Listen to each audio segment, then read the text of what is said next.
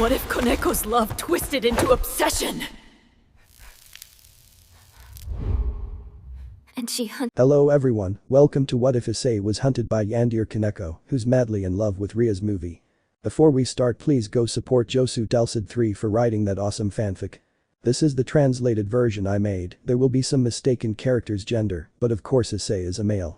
Koneko Toujou is a tower of the Gremory clan, however, no one knows that the nekomata feels a love for her love Rias Gremory. However, Koneko's love is sick because she wants Rias to be only hers, and also if someone touches or hurts what she loves, she will not hesitate to end it. No one will touch her redhead. The massacre is about to begin.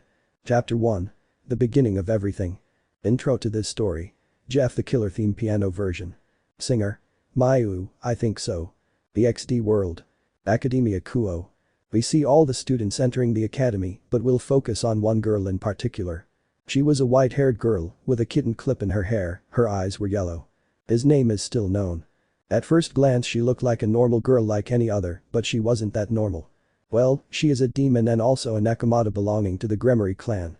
The leader of the clan was Rias Gremory, the heiress of the Gremory family. The members apart from Koneko were Issei Hyodo, Kibayudo, Zenobia Quarta, Irina Shidu, Rossweisse, Gaspar Vladi, Asia Argento, Akeno Himejima and her older sister Kuroka Toujou. Author's note. In this creepy fanfic, Kuroka is a member of the Gremory clan, just like Irina. End of note. Although no one, not even the clan members, knew it, but Koneko had a strong feeling of love towards Rias. While it would be a bit weird because Rias was 18 and Koneko was 16, basically Rias was too big for her. But the nekomata knew Rias since she was a child because the redhead took care of her since she was a child. At first Koneko thought that love was affection or sisterly love, but as she grew up Koneko realized that love was true love. But Koneko's love grew bigger, too big. Flashback. Koneko would be helping Rias with some things. Rias. Thanks for helping me Koneko, but it wasn't necessary. Koneko. Don't worry Rias-senpai, I'll always be there to help you. Rias. Okay then go on. But when Rias got up, she took a false step and fell on top of Koneko. Koneko was surprised and blushed because she felt Rias' breasts on her. Rias stood up. Rias. I'm sorry Koneko, are you okay? Koneko just kept blushing, but Rias would lift her up. Rias. Sorry if I fell on you. Koneko blushed. Don't worry Rias-senpai, I'm fine. Rias. Even so, as compensation I will give you this. So Rias would give Koneko a kiss on the cheek, surprising her. Rias. Okay, let's keep working. You would say it with a beautiful smile and then go to your desk. While Koneko was still static while her blush still continued. When Koneko calmed down she would see Rias looking at the redhead's beauty. The blush formed on her face while hearts were seen in her pupils and her heart did not stop beating. Rias. Connection. Is it okay? Koneko. This is just two ways senpai. Koneko said calming down. To then go to help Rias. End of the flashback. Koneko would be walking towards the occult club. Koneko narrates. Since that day my love for Rias-senpai grew bigger, to the point that I dreamed about her and even dreamed about her in very compromising situations. I dreamed about her making love to me and me enjoying it also since that day. I have been close to Rias-senpai, not that much, but I was close, although it bothers me that several boys approach Rias-senpai, and even girls. I want to kill everyone who approaches me Rias, because she is mine and no one else's. Normal narration. Koneko would arrive at the occult club and then enter.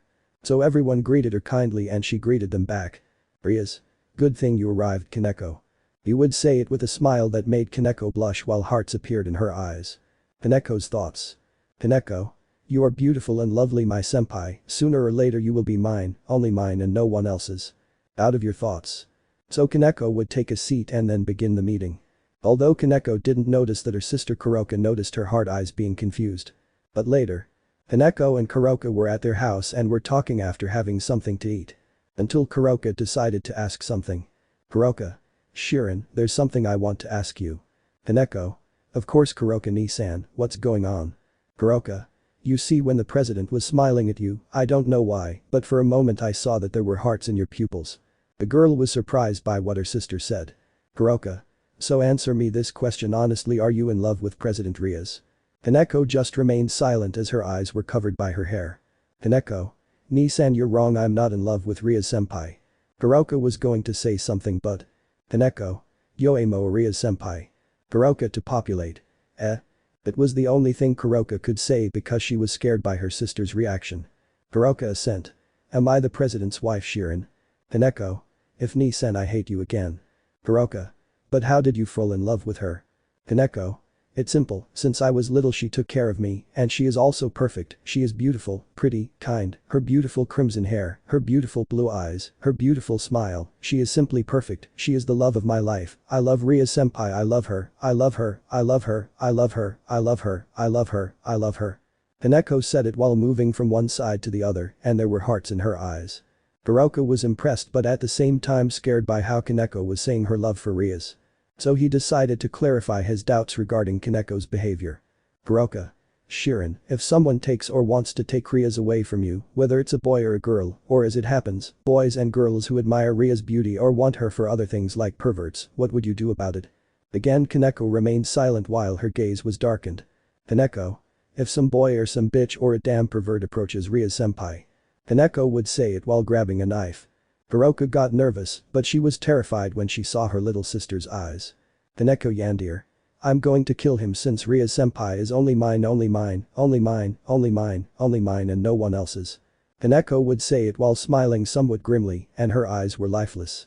Kuroka was terrified, her doubts were cleared, her little sister became a Yandere, and her love for Rias was a sick love. Kuroka had heard about the murder of two young people, and that according to some rumors, a girl named Kotonoha Katsura was the one who killed them. Some students at Kuo Academy called that case the Yandere case, as they said the girl went crazy for the love of the murdered boy, but the girl who was her friend took her boyfriend away from her. Author's note. The events of school days took place in this world. End of note. Kuroka. So if someone does something to Rias and you kill that person you wouldn't regret it? Koneko. No Ni-sen, I wouldn't regret anything since they deserve it for touching my senpai. Kuroka would calm down as much as she could as she was still scared. Kuroka. I understand, if that's the case then I hope you tell Rias how you feel about her. Kuroka would say it with a smile. Koneko. I will do it Ni-sen, sooner or later my senpai and I will be together. After that, they both went to sleep, but Kuroka had a hard time sleeping, but in the end she fell asleep. While Koneko was lying in her bed while looking at the ceiling thinking about a redhead. Koneko. My Rias senpai, very soon I will tell you what I feel, and you will be with me forever. Koneko would say it smiling while a blush appeared on her cheeks. Koneko. But. Koneko would say it now, being serious. Koneko. If someone wants to take you away from me or if they do something to you they'll regret it and I'll kill them in the most brutal way of all because you're mine and no one else's. Koneko would say it being serious and her eyes were those of a Yandere. Koneko. But well, it would be better to sleep and then I will dream of you, my senpai, or even better. Koneko would take off her pajamas while naked and then lie down on her bed. Koneko. Imagine you by my side while you make me yours. Koneko would say it smiling, and then she would start touching her vagina and masturbate, while with her other hand, she touched one of her breasts. As Koneko began to moan while saying her redhead's name between moans, also saying, I love you Rias senpai, without stopping while her eyes showed hearts. Koneko's unhealthy love for Rias is so great that the nekomata will be willing to kill anyone who touches or does anything to her redhead. The massacre is about to begin. Chapter 2. First victims don't touch my senpai. The next day. Koneko would wake up seeing that she was naked and that her blanket was full of her vaginal juices. Koneko. That felt so good, imagining my senpai making me his is so exciting. Koneko would say it while licking her fingers. After going to take a bath, Koneko would go out and then dress in her uniform. Koneko would see Kuroka who was drinking coffee. Koneko. Ni-san. Did you wake up early? Kuroka. Your moans didn't let me sleep and also with everything I learned yesterday it was difficult for me to sleep. Koneko. I'm sorry but you can't judge me by my fantasies and desires. Kuroka. I know your erotic desires. After that, both of them would go to the Kuo Academy and arrive. Classes hadn't even started yet so Koneko would look for her redhead but couldn't find her, so she concentrated and looked for her presence while standing near the surrounding trees. This quarter came to the house. Meanwhile in that place. Rias. Tell me, what do you want? You'd say it laughing seeing 4 boys around you. Boy. Vera Rias-san, we wanted to see if you would like to go out with one of us. Boy 2. We know your answer would be no, but at least you could consider it. Rias just let out a sigh. Rias. Look, I want you to listen and understand. For the moment, I'm not interested in dating anyone and I'm sorry if I hurt your feelings, but I have to. Before finishing speaking, Rias was grabbed from behind and then another boy tied Rias' hands to a tree trunk as well as her legs. Rias annoyed. What are they doing? Boy 5. Don't worry Rias-san, this will be over quickly, we just want to try a little of you. Rias surprised. What are you talking about? Boy 4. Do you really think it's a good idea? Boy 5. Come on guys, it'll just be this once and no one's watching us. Rias wanted to use magic but knew she shouldn't but still couldn't free herself from the ropes. At that point the fifth boy approached and began to touch Ria's breasts. Boy 5. Wow, I didn't expect them to be like that. Ria's scared. No, don't touch me, I'm not just anyone for you to do that. I would say it because she didn't like being touched that way, meaning by force. Boy 5. Okay, let's see how this goes. The boy would tear Ria's shirt as well as her bra, exposing her breasts. Boy 5. Wow, they're soft, they're like marshmallows, come on guys, cheer up. The remaining 4 were hesitant but finally decided to do it. Boy 2. Wow, they are soft. Boy 3. If they are also beautiful, I wonder if. The third boy would start sucking one of Ria's breasts. Boy 4. The truth is that they are soft, I'll try. The fourth boy would start sucking Ria's other breast. Ria's scared. Stop it, stop touching me, you damn perverts. I won. Come on Ria-san, just enjoy it, all women like this. The boy licking Ria's ear would say it. Ria's scared.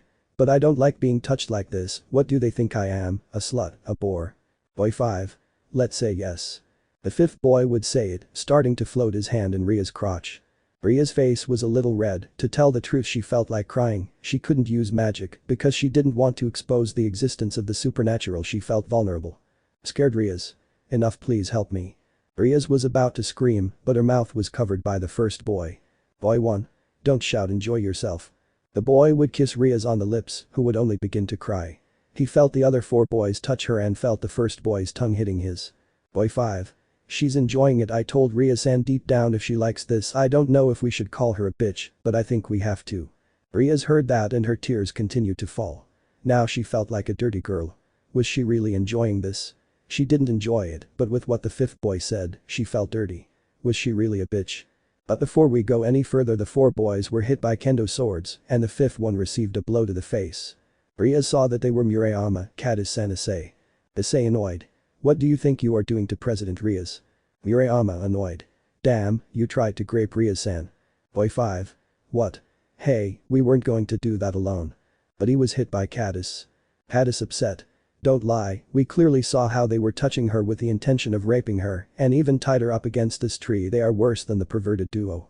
Issei and Murayama would free Rias, while several students were already there because they managed to see what happened a couple of minutes ago.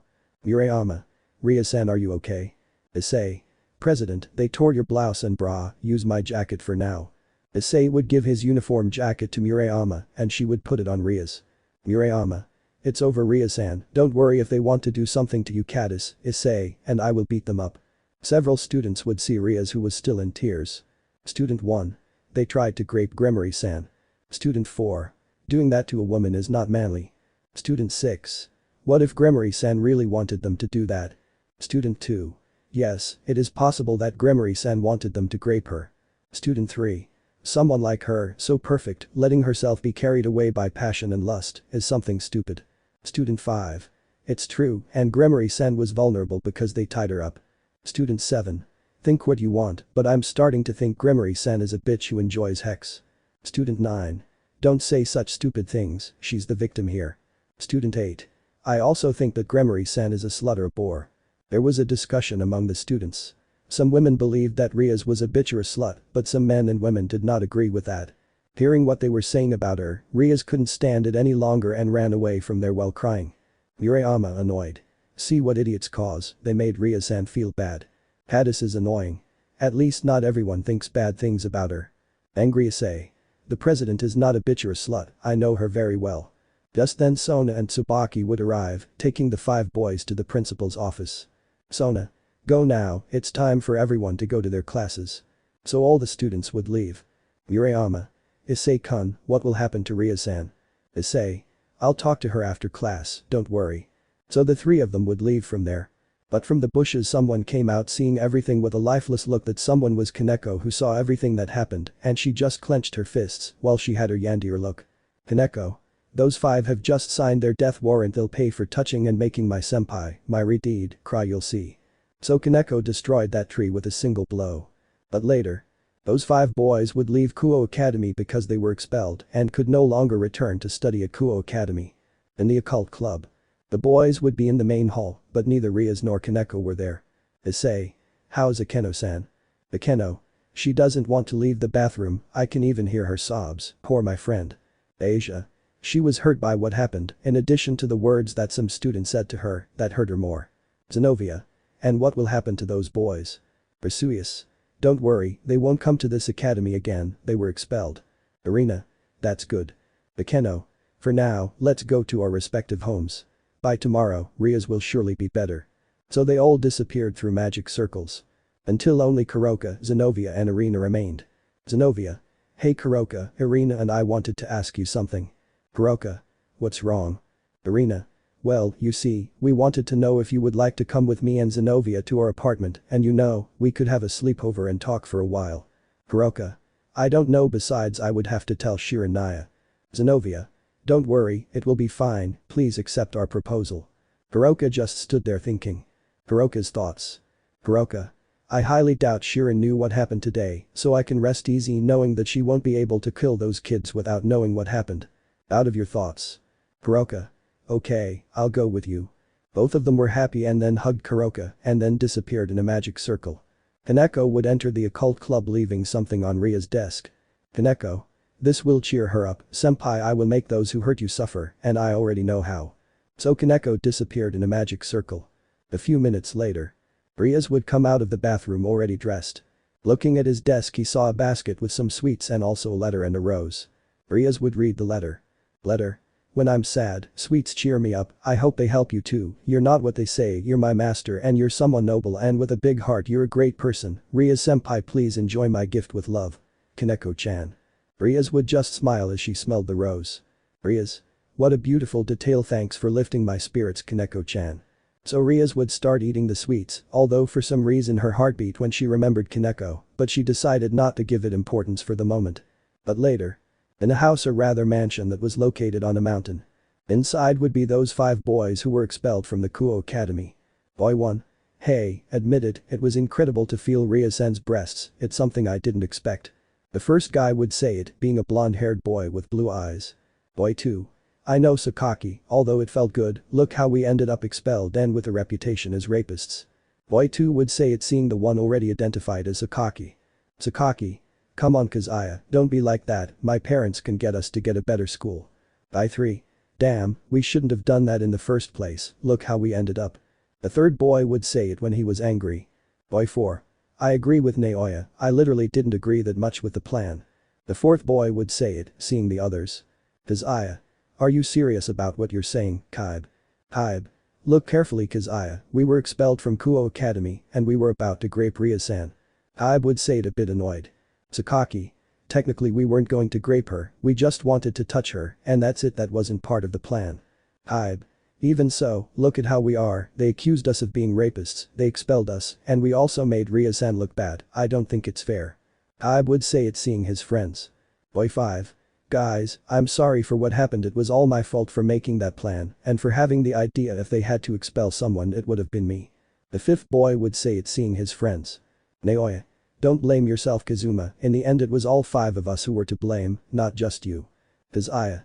Yes, old man, don't worry about it, like Naoya said, we're all to blame. Kaibe. Besides, we'll see how to fix our situation and if Mr. Itsuhito gives us a hand. Kazuma. Well, you're right, by the way Sakaki, where are your parents and your sister? Is she bothering you? Kazuma would say it, seeing Sakaki. Sakaki. They continue on that trip through Paris, even though my sister is annoying I still love her, I wouldn't change my little sister Arian for anything in the world. Sakaki would say it while looking at a photo of his sister that was on a piece of furniture next to the chair where he was. Naoya. It's clear you love your sister. Kazuya.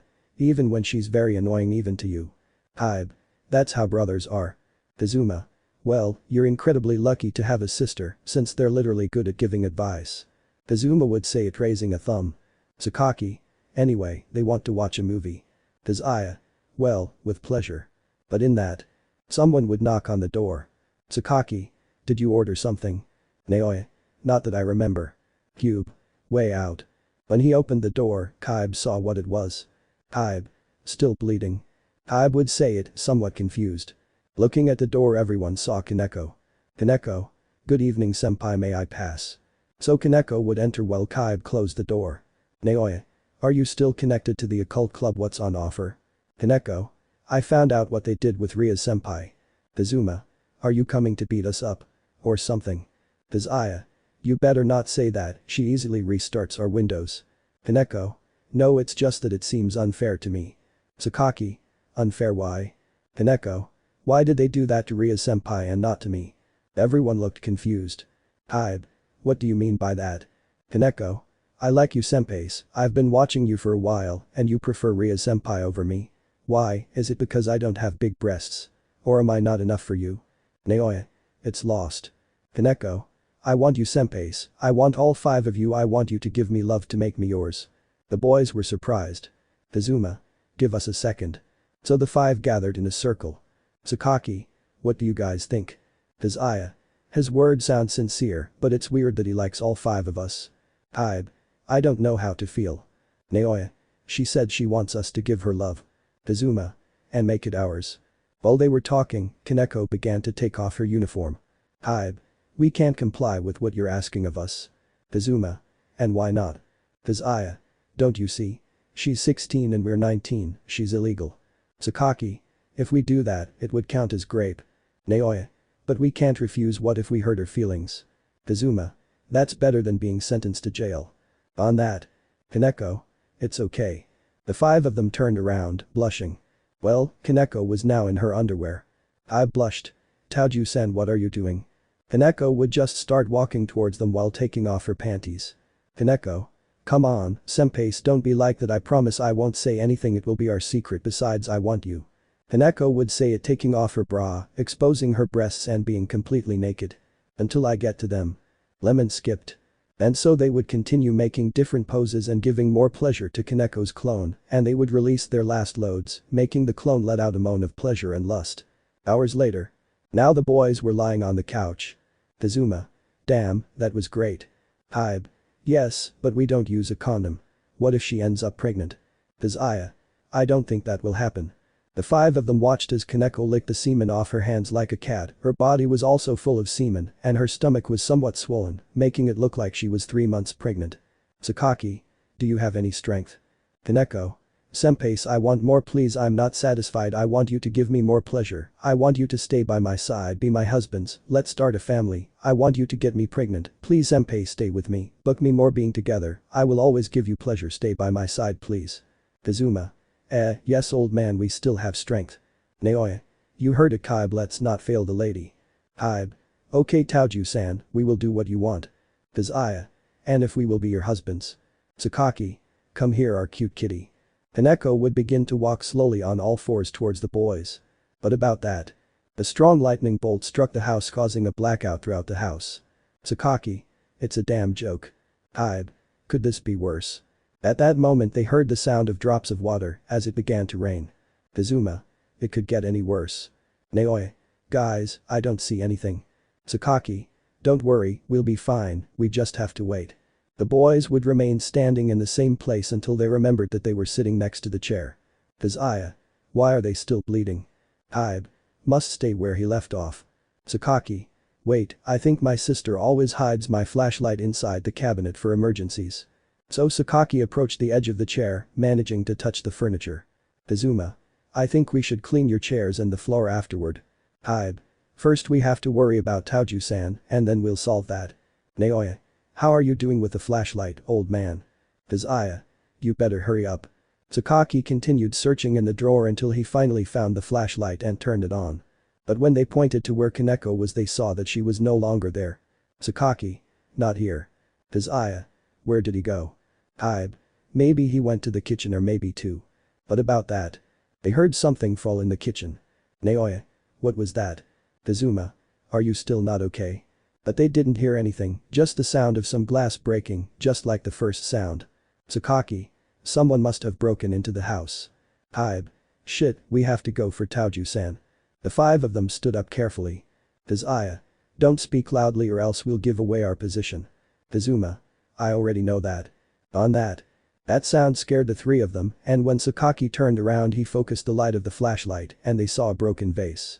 Sakaki was scared. That vase couldn't have fallen by itself. Naoya scared. Hey man, I'm scared. Hybe.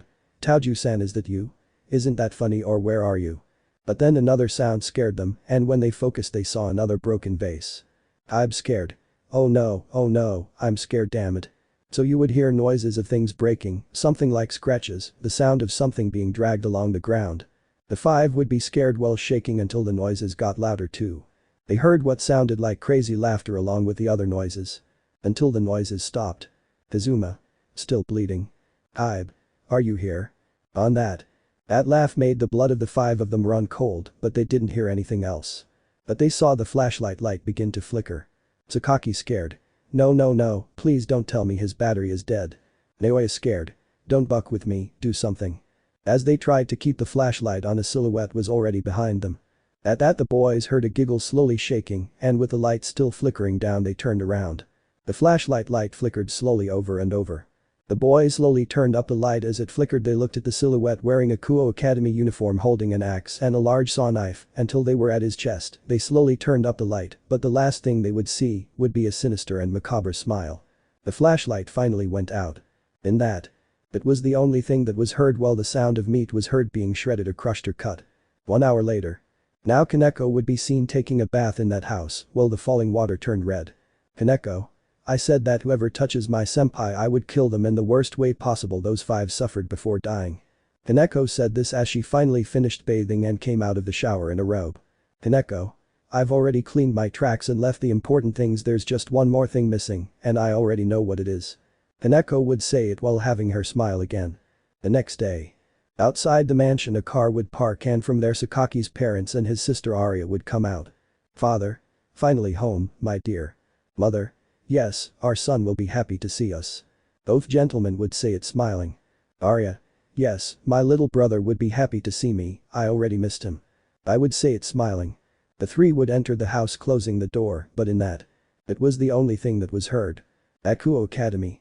Kuroka along with Zenovia and Irina would be arriving at Kuo Academy. Kuroka. I must say I had a great time with you guys. Zenovia. Yes, haha, then do you accept us? Irina. If you accept our feelings. They both said it while a blush appeared. Kuroka. Haha, don't worry, I'll give you my answer, don't worry, besides they said they would wait for me. Zenovia. Irina. It's true, haha. So the three of them arrived at the entrance. But upon entering they saw, terrified, that the lifeless bodies of Sakaki, Kazaya and Naoya would be hanging in the building, all three with a knife in their heads, their limbs almost severed. The girls approached the rest of the boys. Kuroka scared. What the hell happened to them? Issei. I don't know, when we arrived we all saw these bodies. Murayama. The good thing is that their president hasn't seen them, imagine how she would react. But then the ropes holding the bodies broke and the bodies fell heavily to the ground, splashing some with blood. The bodies of the three, their limbs separated upon hitting the ground and showed that they were murdered in a harrowing manner as their guts, organs, brains, lungs and pancreas were scattered all over the place. Everyone screamed in terror at seeing such a morbid scene running while the sound was heard, and the student council and the Gremory clan tried to calm everyone down. Murayama and Caddis tried to wake up Asia, who fainted, as did Irina upon seeing such a heartbreaking scene. Rias had arrived seeing such a scene and was very scared. Rias scared. But who could have done this? Zenovia. Maybe a renegade. Kuroka would search with her gaze until she saw her. She saw Koneko, who was looking at the scene, but Kuroka managed to see how Koneko smiled. Kuroka's thoughts. Kuroka terrified. It can't be Shirin did it, she killed them, did she know what they did to Rias? My little sister doesn't lie, she's willing to kill anyone who touches or hurts Rias. Out of your thoughts. While Koneko just continued smiling discreetly, pleased with what she did. Koneko's thoughts. Koneko. Yandere. That will teach them not to mess with what is mine. Everyone should know that never ever touch my senpai unless you want to die like these idiots. Ha Rias senpai, I won't let them do anything to you, touch you or want to take you away from my side. I will kill everyone. Ha. Out of your thoughts. This is just the beginning of this nekomata's massacre. Chapter 3. What happened to Kuroka, a strange dream. While Koneko was already ready to go for her first victims, let's see what Kuroka did that night. Kuroka would appear outside an apartment along with Zenovia and Irina. Kuroka. Wow, is this your department? Zenovia. Yes, the president gave it to us so we could live here. Irina. And you haven't seen inside. So the three of them would enter, and Kuroka would see that it was very beautiful and also had a balcony to enjoy the view. Kuroka. Wow, looks luxurious. Irina. Haha, we knew you would say that. Zenovia. Aren't you hungry, Kuroka? On that. Kuroka's stomach growls, causing her to blush in embarrassment. Zenovia. I'll take that as a yes, you guys sit down, and I'll make the food. So Kuroka and Irina would sit on the couch while Zenovia began to cook. After a few minutes Zenovia finished cooking so the three of them were eating. Kuroka. It tastes very good, you cook very well Zenovia and Aya. Zenovia. Thank you. So the three of them finished eating and then went to their room. They would both be talking while also combing each other's hair. Then the three of them sat on the floor while they wondered things. Irina. And tell me, who do you think likes Rossweisse? Zenovia. I say Gasper. Kuroka. Why do you say that? Zenovia. It's because the two of them spend a lot of time together and Rossweisse always hugs Gasper when she can. Irina. Yes, I feel like they would be a perfect couple, although I wonder if they both feel the same. Kuroka.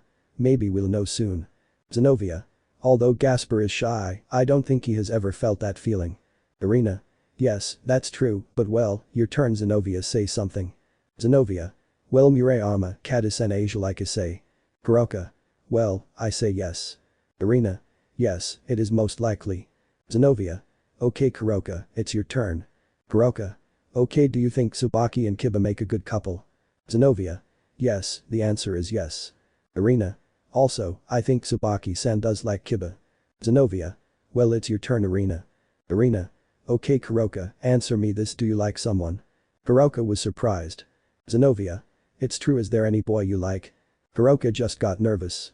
Kuroka nervous. This no I actually. Irina. What really? Nervous Kuroka. I like women. Both were surprised. Zenovia.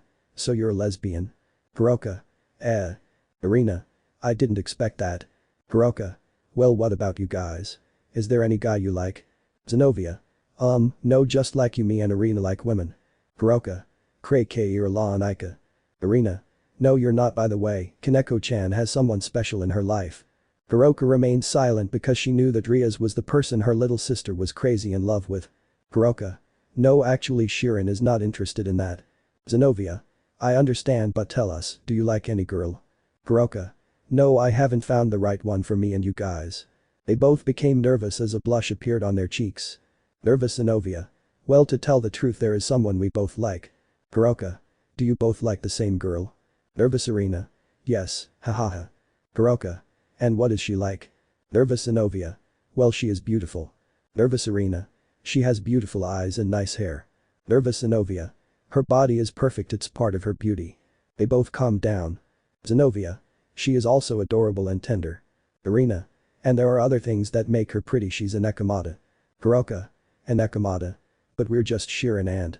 Before finishing speaking, Kuroka was surprised. Well, Zenovia was kissing her, then she separated too, then Irina kissed Kuroka, leaving her blushing. Zenovia. Irina. And that nekomata is you, we like you Kuroka Toujou. Kuroka blushed. I don't know what to say. Zenovia. Just don't talk. Zenovia would say it, approaching Kuroka.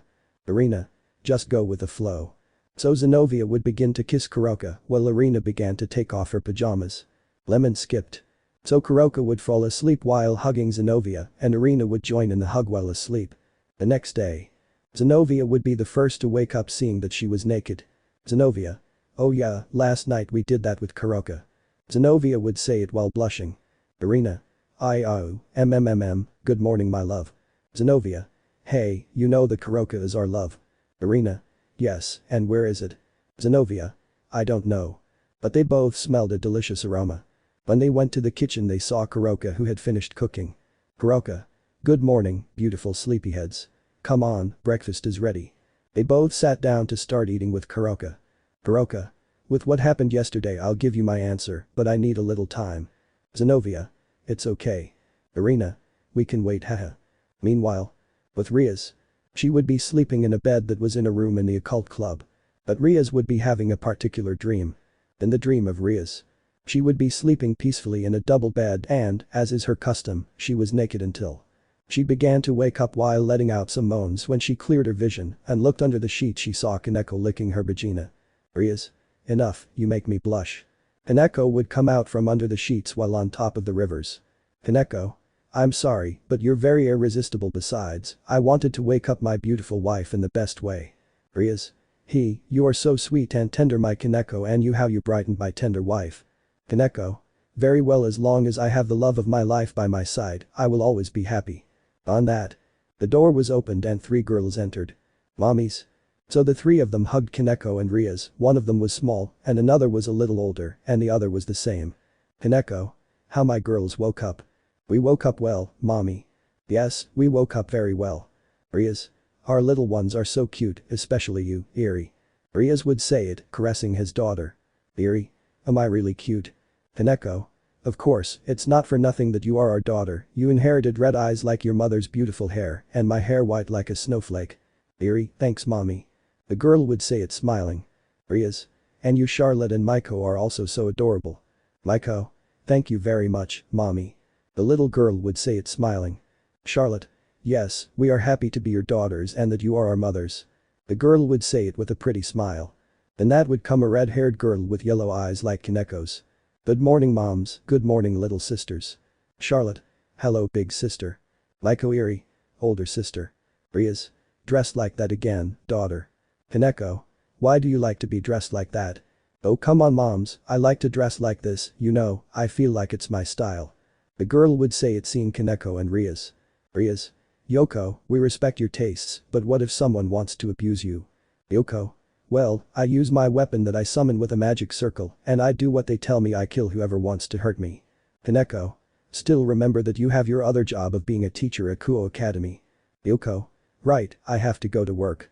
So a shine covered the girl, even though she was wearing other clothes besides glasses. Yoko. How do I look? The girl would say it smiling. Rias. Beautiful as always. Koneko. Asias me Nina. Yoko. Thanks moms, okay sisters come I'll make you breakfast. Issei Charlotte Maiko. Yes. So the 3 of them left. Yoko. Moms, should I prepare your breakfast? Rias. Yes daughter, we'll go down, we'll just take a bath. Yoko. Okay, I love you. Rias Koneko. And we love you, daughter. So the girl would leave. Koneko. Do you want to bathe with me, my redhead? Rias. Do you want to do it? Koneko. Yes, and it would also be nice to have a 5th daughter, don't you think? Rias. Okay, and we will use the spell. Koneko. Of course. So they both went to the bathroom, the only thing that could be heard would be the water from the shower and Rias' moans of pleasure. End of the dream. Rias would wake up in amazement. Rias. What was that dream? Rias would see that the sheet was wet due to her vaginal juices. Rias blushed. Did I just dream about Koneko-chan? She and I are married and we have 4 daughters, how is that possible? He would say it blushing and embarrassed. Rias. Do I like Koneko-chan? I mean, she's someone I love. She's cute and sweet and always supports me. Like yesterday, her gift cheered me up and I like the rose, and also my heart was racing when I thought of her. Besides, I like girls, I think I'll need some time to figure out if I really like Koneko-chan. Rias would start dressing, but in that. I hear loud screams of terror outside. Rias. What the hell is going on out there? Rias would finish dressing and then leave. When she reached the courtyard, her face went from confused to terrified as she saw 3 of the boys who tried to grape her dead in a very heartbreaking way. Rias scared. But who could have done this? Zenovia. Maybe he could have been a renegade. Rias just looked terrified at the bodies, seeing in their eyes that they suffered a lot. She only had one question.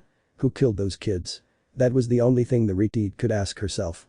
Although she didn't know it, but that person who killed those 3 was closer to her than she could imagine, and that person would be willing to go on a killing spree to have her all to herself. Chapter 4. Investigating. Tell me about Yukota Noha. The police had taken the boys' bodies to the morgue to find out who could have killed them. Vesuvius.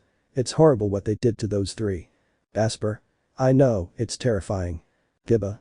Who could have killed them? Issei. That will depend on finding out who the authorities are. Akeno. By the way Rias, do you feel better now? Rias. Yes, don't worry Akeno, I'm fine, and Koneko-chan cheered me up.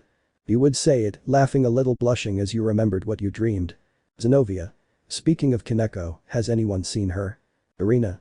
No, I think Kuroka went to look for her. While in the distance Koneko watched the patrols leave. Koneko. That's what happens when you touch what belongs to me, you 5 will rot in hell. Lo would say, Koneko being serious. Kuroka. Shirin. Koneko would turn around seeing Kuroka. Kuroka. How did you know what they did to Rias? Koneko. I'm not a stupid Kuroka-ni-san, I saw how those bastards made my senpai cry, I made them pay their death sentence with their lives. Kuroka scared. And where are the other 2? Koneko. Oh, surely one of their families must have already seen the little surprise I left for them at home. Scared Kuroka. Are you really willing to kill everyone to have the president with you? Koneko. I told you Nissan, I wouldn't have mercy nor regret killing those who touch my Rias-senpai. Kuroka scared. And you would kill me? And the rest of the clan? Koneko. If you try to take me away from the love of my life, I won't hesitate to kill you, so don't try to take me away from my senpai. Kuroka was terrified upon hearing that. Kuroka. What I want is to protect you, if they find out what you're doing they'll see you as a renegade demon. Koneko. No one will know that I am the one who killed now if you excuse me I must go continue spying on my senpai. But someone would go. Kuroka remained thoughtful, she needed help to find a way for Koneko to see that killing is not the right thing to do and to stop being a Yandere. Until an idea came to him. Kuroka. Only someone can help me with this. But later. Everyone had gone home. Koneko was about to leave but was stopped by Rias. Makeup.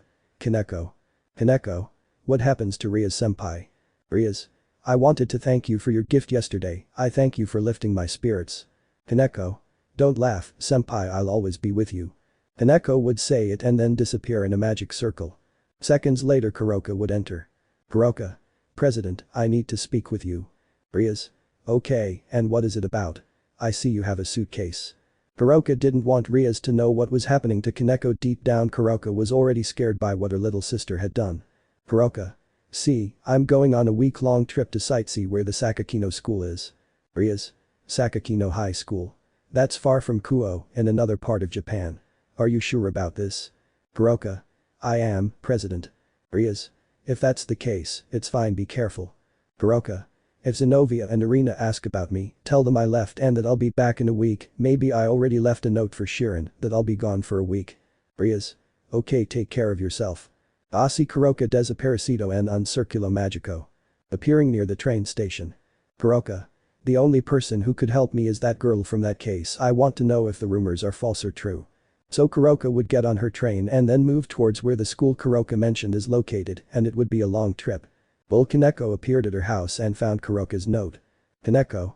Well my sister will be away I think I exaggerated when I told her that I would kill her and also the day before she told me that she hoped I would be happy with my senpai, but well, I'd better go rest. So Koneko would go to her bed. The next day. Kuroka was walking through the streets of that city in search of the Sakakino school. Kuroka. According to this report the bodies were identified as Makoto Ito and Sekai Saionji, although Ito's body was found in his apartment hours before and his head was found some time later. Kuroka would continue walking while checking her cell phone. Kuroka. Sekai Saionji's body was found on the roof of Sakakino school, maybe there's something there that gives me a clue as to where to find Kotonoha.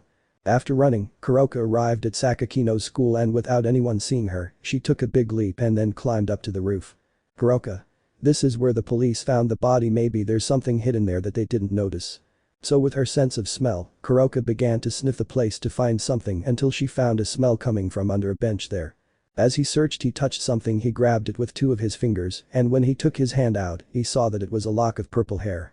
Kuroka. Bingo now I just have to find where that girl lives. Minutes later. Kuroka managed to find the house. Kuroka. Wow it's a nice place. At that Kuroka would ring the bell and the grate would be opened. Hello. Kuroka would see that the one who opened the grate was a girl. Kuroka. Oh, hello little one. What can I help you miss? Kuroka. Well, you see I'm looking for someone does Kotonoha Kitsura happen to live here? Do you know my sister? Kuroka. Well I heard about her and I wanted to come talk to her about something, I'm new here. Oh, I understand, you want to be friends with my sister. Before Kuroka could answer, a voice was heard. Kokoro, what are you doing? Who is it? Both would look at a girl with violet hair and eyes of the same color who was looking at them. It was Kotonoha Kitsura. Kokoro. Hello sister. The girl would say it running to hug her sister. Kuroka's thoughts. Kuroka. Wow she is Kotonoha Kitsura she is very beautiful, how can the rumors say that she killed those boys I don't think she was capable. Out of your thoughts. Kokoro. Little sister, she came to see you. Kotonoha. Sorry I know you. Kuroka. Oh, well my name is Koneko Toujou and I came to see you to meet you and talk to you about something important. Kotonoha. What do you want to talk to me about? Kuroka. Let's just say I need some advice. Kotonoha.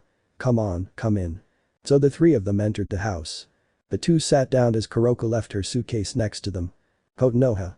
Kokoro, go play in your room while I talk to Kuroka. Kokoro. Okay sister, I hope you can play with me Kuroka. Kokoro would say it smiling. Kuroka. That's how it will be, little one. So the girl would go to her room and then close the door. Konoha. Do you want some coffee or tea? Kuroka. I think some tea would be nice. This Konoha ponders the water of yours. After a few minutes the tea would be ready. Konoha. So what do you want to talk to me about, Kuroka? The girl saw Konoha in front of the girl. Kuroka. You see, I want to talk about what happened to you. Tell me, do you recognize this? Kuroka would say it while showing the lock of hair she found. Kuroka.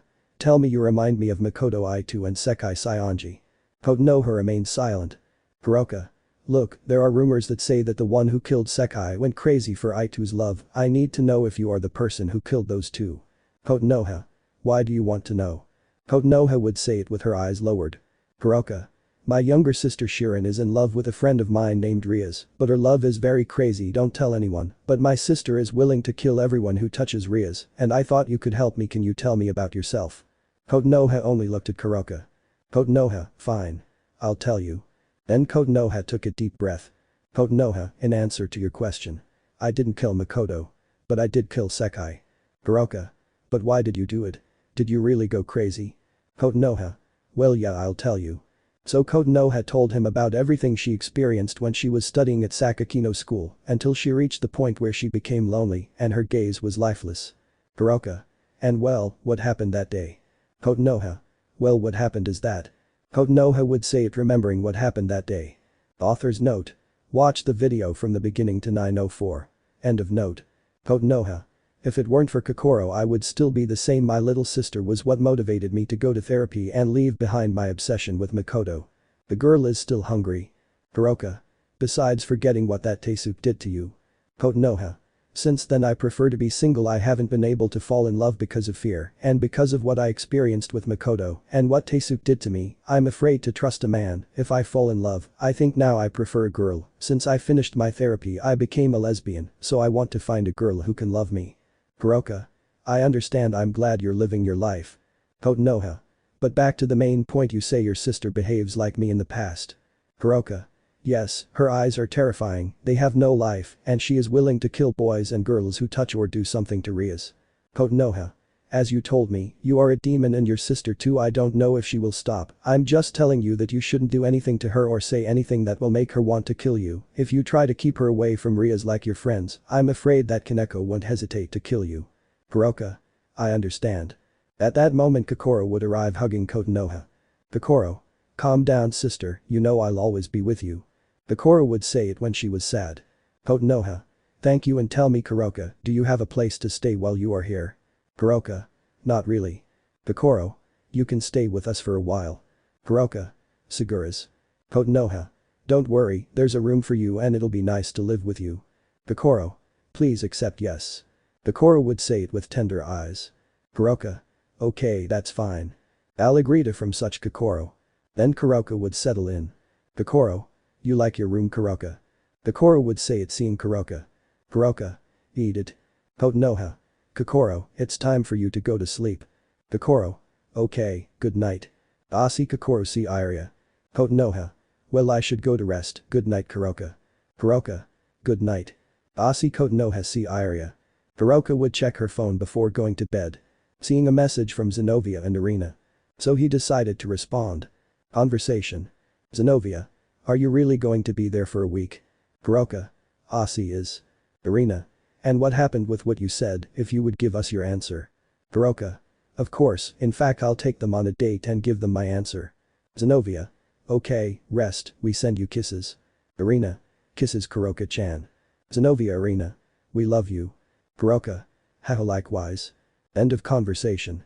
Afterwards Kuroka would lie down while sighing in love. Kuroka. Those two have already stolen my heart, how I love them. Kuroka would say it when she was in love. This way it would be covered with a sheet. Kuroka. I hope everything is okay Shirin, I hope you really take care of yourself like you said. I hope your madness doesn't go so far and you can tell Rias your feelings. I love you, little sister. So Kuroka would fall asleep. Chapter 5. Another dream. Calm before a storm. Now you can see Rias sleeping, but she would be having another dream. In the dream of Rias. The redhead would be seen sitting on a sofa while Koneko was next to her. But one detail is that Koneko's stomach was swollen, implying that she is 6 months pregnant. Rias. What do you think our first daughter will be like? Koneko. I don't know, but despite everything we will love her with all the love in the world. Rias. That's how I'll be a nekomata. Koneko. I really love being by your side, what I so desired came true, and I have you by my side. Rias. You see, dreams can come true. So both would come closer to each other and then give each other a tender kiss. End of Ria's dream. The redhead finally woke up. Rias. I dreamed about Koneko-chan again. I need to clarify my feelings. I must know if I really like Koneko-chan. So Rias would dress and then leave the room, sitting at his desk while next to him there was a vase where the rose that Koneko gave him was. Rias would grab the rose and then smell it. Rias. What is this that I'm feeling for you? After that the rest of the clan would arrive except for Kuroka since she was still on her tour. Rias. Okay, guys, before you go to class, I'll leave your contracts for later and tell you who doesn't have to make contracts. Everyone paid attention. Rias.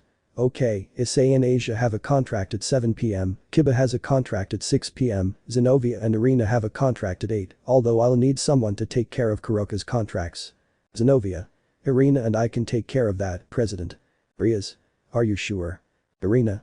Yes, and it's also so that Kuroka doesn't have to make so many contracts when she returns. Rias.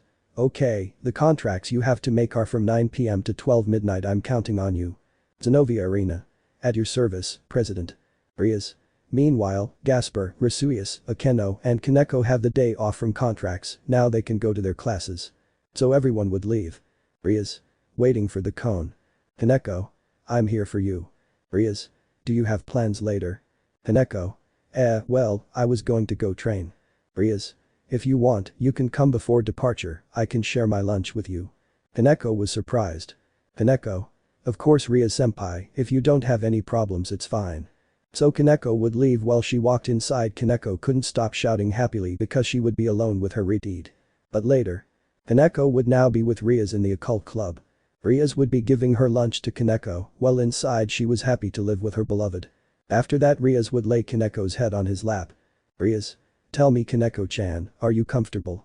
Rias would say it, stroking Koneko's hair. Koneko. Yes I'm fine. Rias would just smile. They would both look into each other's eyes and little by little they would both get closer to the point of almost kissing, but they would stop. Koneko blushed. I have to go train Rias-senpai, see you tomorrow. Si Koneko si Iria en un circulo magico. Upon appearing at her house, Koneko just started hitting the wall. Koneko.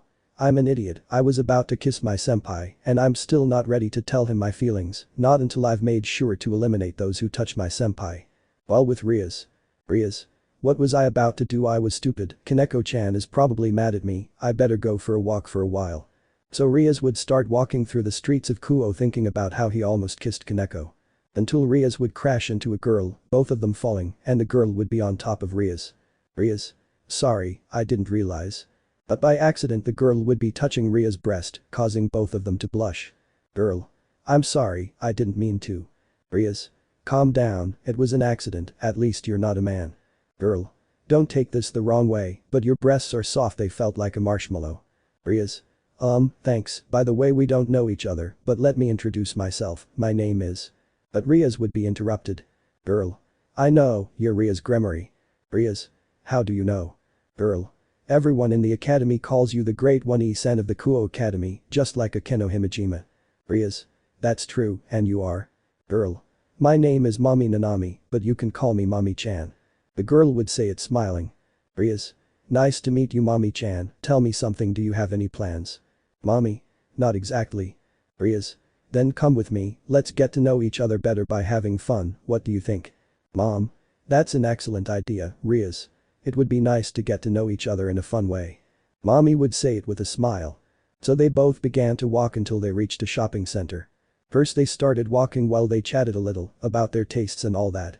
Until they came to a tennis game. Mommy. Don't you want to play a game against me? Rias. It's no problem for me, Mommy-chan. So they both began to play the tennis match. Until the match ended with both teams tied. Rias. Wow, you are really good at tennis, Mommy-chan. Mommy.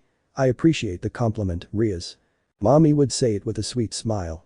Then they both went to eat ice cream and would continue talking until. Mommy. Rias, tell me something, do you have a boyfriend? Mommy would say it in a naughty way. Rias. I really don't, besides, I'm a lesbian, I don't like boys. Mommy. Wow, I didn't expect that, but well, I can't judge someone with the same tastes as me. Rias surprised. So you are too. Mom? Yes, I like girls too. The truth is I became a lesbian after something I experienced in high school. Rias. I see. Was what happened to you that bad? Mommy? I don't like to talk about that. Mom would say it, a little depressed. Rias. Sorry Mommy-chan, I shouldn't have said that. Mommy? Don't worry, that's in the past. Then they both continued their way out until they arrived at a nightclub. So watching everyone dance. Rias. Don't you want to dance? Mommy? Let's do it. So they both started dancing until the next song came on. So they both saw how people got into a couple dancing to that song. Mommy? May I have this piece, Rias Gremory? Mommy would say it, extending her hand, although somewhat nervous. Rias. Of course Mommy-chan. So you would laugh and grab Mommy-chan's hand. So they both began to dance to the rhythm of the song just like the other couples. Although while the song was playing, Rias and Mommy-chan hugged each other. Mommy was surprised as her heart pounded and a blush appeared on her cheeks, but she would still just smile as she continued dancing with laughter until the song would end. But later. Both would be walking in the night streets of Kuo. Mommy. I had a great time with you, Rias. Rias. Same here, it's good to have a new friend. Mom. Yes, although I wish we could continue having these outings. I don't want this to end. Mommy would say it smiling. Mommy. Of course, if you agree. Rias. Haha, of course Mommy-chan. So both would stop. Rias. Well, I have to go. Mommy. Before you go, let me give you something. Mommy would approach Rias and then give her a short kiss on the lips. Leaving her surprised and blushing. Mommy. Rest, laughs. Rias blushing. Okay. So Rias would walk away and once she was far away she would use a magic circle and appear in the occult club. Rias. What the heck was that? Why did Mommy-chan kiss me? I hope this doesn't affect what I'm starting to feel for Koneko. Then Rias would go to sleep. Back with Mommy. She stared in the direction Rias went. Mommy. She is very beautiful and lovely, maybe she is the one for me. I hope she can accept me, also if she becomes my girlfriend, I will already have something planned for our first time. Rias Gremory, you just stole my heart. That's how Mommy would leave. But after she left someone appeared. It was Koneko who was following Rias and Mommy and saw everything and heard what Mommy said. Her gaze was lifeless and serious. Koneko. Well damn bitch, you just became my next victim. Rias senpai must be only mine and not a bitch like you. Koneko would say it, seeing the direction where Mommy went. Koneko. Learn, you investigate, you observe and you take it to heart. Si Koneko desaparecido and un circulo magico. Mommy Nami, without knowing it, had just sentenced herself to certain death and torture at the hands of a Yandere nekomata, ready to kill those who want to take her redhead away from her. Chapter 6. My senpai belongs to me. A few days had passed and all this time Koneko watched Mommy Nami, her next victim, to die, analyzing her, seeing her way of acting and thinking of ways to torture the girl. Although during that time Koneko saw how Mommy went to the hospital, something that intrigued the nekomata. She wanted to find out what the hell that girl was up to. And then he found out Mommy had had an operation to get a member inserted. Something that surprised the nekomata, but after thinking about it, she had already come up with a way to get rid of Mommy. Current events. Koneko would be preparing to leave because at night she would begin her plan to kill Mommy-chan. But first he wanted to know something. Koneko. Rias senpai, I wanted to ask you something. Rias. Sure, tell me, I know. Koneko. By any chance, might I know who that girl I saw you with at the school exit is? Don't take it the wrong way. I'm just curious and intrigued. Rias. Well, she's Mommy Nami, she's a friend I made. Koneko. And you love her? Rias. I know I haven't known her for long, but I've grown fond of her, although I don't want her to have any relationship with me because, well, I'm a demon and she would be in danger. Koneko. You're right, but well, I have to go rest. See you, Rias senpai. Si Koneko si iria and un circulo magico. Rias. I don't want to hurt Mommy-chan's feelings, but I'll have to tell her that I don't love her and that I love Koneko-chan. I'm increasingly convinced of what I feel. You would say it, laughing, as you smelled the rose again. But later. Mommy seeing Contraria and su casa. Mommy. Very well, I just have to invite her on a date and if she accepts me, I'll ask her to give me her first time. I know that having a member on me will be worth it. The girl was going to go to bed but. Koneko. Hi Mommy senpai. The girl would be scared when she saw Koneko. Mommy. Koneko-san. How the hell did you get into my house? Koneko. The window was open and I wanted to talk to you. The two of them sat on the couch. Koneko. You see, I've seen how you and Rias senpai get along so well and I wanted to ask you, do you like Rias senpai? Mommy would just get nervous, but then she would calm down. Mom. Yes, I like Rias, she's a wonderful person, but what's your question about? Koneko. It's just that I like a girl, her hair is blonde, she has pretty blue eyes, but she's older than me, but even so I like her. The girl, upon analyzing what the white-haired girl said, would be surprised. Surprised mom. Wait, do you like me? Koneko. Yes, I like you, I love you very much, but if you want to be with Rias senpai, that's fine, I will respect your decision. When Koneko got up she was pulled by mommy, who undressed her and then put her between her legs. Mommy. I'm not going to break your heart, I know I love Rias, but I don't want to hurt your feelings, so I'll take your first time. Lemon skipped. An hour later. Mommy would be drinking water. Mommy. Wow, she almost left me dry, but at least she's happy. Mommy would say it, turning around seeing Koneko sleeping on the sofa while her belly was growing due to all. Mommy. I wonder what my first time with Rias would be like. I just hope it's not as intense as it was with Koneko, but anyway, it's best to go to sleep tomorrow, there are classes and… On that. The light would go out of nowhere. Mom. What happened now? I'm supposed to pay the electricity bill. On that. In the darkness the girl would hear something. Hearing that sound scared mom a little until the music stopped. Mom. I thought something bad would happen. But the girl stopped to think. Mommy. Wait a second, first of all, where did that noise come from and why was it in here? On that. The girl was hit by some glass that broke upon impact with her head. So the girl would fall unconscious. Koneko. Wow, it's clear you enjoyed the clone I made for you, there's no doubt you're a bore, but anyway, it's time to begin your torture, Mommy Nami. So the real Koneko would make her clone disappear, then clean the whole house, and then take mommy away in a magic circle. Minutes later. Mommy would begin to wake up until when she cleared her vision she saw that she was tied to a table and was naked. Scared mom. Where the hell am I? Hello. Is anyone here? Please free me. On that. Koneko. You are really stressful, you know that. When Mommy-chan looked she would see that it was Koneko. Mom asked. Who? But you hurt me a lot. Koneko. Yes, you're not as stupid as I thought. Scared mom. Why did you bring me here? Didn't you say you love me? Koneko.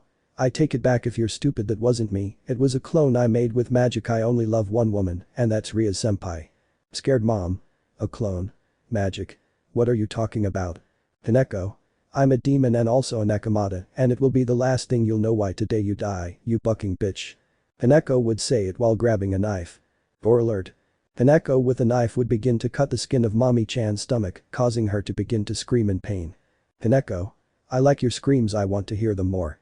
So Koneko would stab Mommy-chan with the knife, causing her to let out a louder scream. Koneko.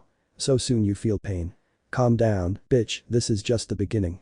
Koneko would begin to cut the skin on Mommy-chan's arms and legs, who continued to scream while moving desperately. Koneko. Stop moving, stupid. So Koneko would stick the knife into Mommy-chan's arms and legs while she screamed louder. Koneko. Let's see if you can handle this. So Koneko would stick 3 syringes in each part of Mommy-chan's body and she would feel a great burning sensation run through her entire body. Koneko. It's boiling blood, I made it especially for you, and now next. With the knife the nekomata would cut Mommy-chan's member, causing her to let out a louder scream. Then with a spell Koneko would make Mommy-chan have her vagina back. Koneko. Now the next thing that you be condemned for wanting to take away my senpai, the pair of anguish. Koneko would say it, showing a pear-shaped artifact, scaring Mommy-chan because she knew what that thing was. Terrified mom. No please, I'm asking you, not that thing. Koneko would insert the pear into Mommy-chan's vagina and then grab the handle. Terrified mom. Please stop, I beg you, don't do this to me, please don't hurt me, ah. It was the terrifying scream of Mommy-chan as she felt the blades of that pear tear her insides apart while she screamed desperately and terrifyingly while Koneko just laughed like crazy. After that, Koneko withdrew the pear of anguish while Mommy-chan just cried because of the great pain she felt. Then Koneko would open Mommy-chan's stomach, stabbing each intestine several times and then stop doing so by grabbing an axe. Koneko. And now your last moments, bitch, let's see what you think about being a thing without arms and legs. Terrified mom. No, please help me, I don't want to die, help please, I need help, ah. Mommy-chan would scream while Koneko would cut off Mommy-chan's arms and legs with strong blows from her axe. Koneko would only look at Mommy-chan, who was just crying, and on her face there was sadness and pain. Koneko Yandere. You deserve this. You should never have met Ria-senpai. If you hadn't met her or fallen in love with her, you would be fine, but no, you fell in love with the girl I love, so remember these words wherever you go, you bucking bitch. My senpai belongs to me, Ria-senpai is only mine and no one else's, and if they don't understand it then they will die in my hands like your mom Nanami. Lo would say. Koneko would look at Mommy-chan. Koneko? Well, last words, Mommy Nanami. Koneko would say it while grabbing the knife. Mommy? I'm sorry.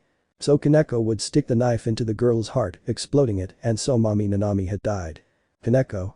Well, another person who falls for me. Koneko would say it, seeing Mommy-chan's body. Koneko? Ria-senpai, I'm going to make sure no one gets close to you or wants to take you away from me, and I already know how, but first I'm going to get rid of all the evidence. So Koneko would start cleaning the place and throwing away everything she used, except for the axe and the knife that she would keep in a magic circle. To then grab Mommy-chan's body, avoiding leaving her fingerprints with the help of a little magic. To then disappear in a magic circle.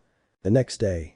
The students of the Kuo Academy would already be entering to receive their classes.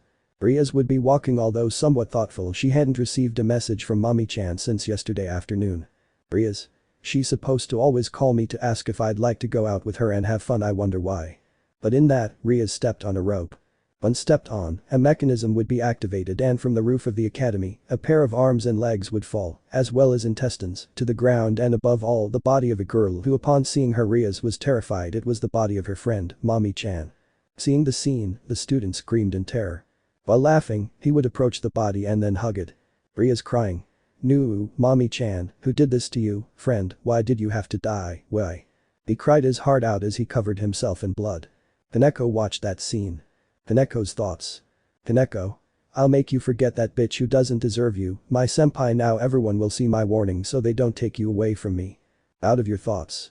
At that moment, everyone saw a sign spread out and everyone saw that something was written in blood. Everyone was terrified and laughed even more when they saw what was written on that big sign, and it was the following. I love you, Rias Gremory. Everyone got scared and laughed too.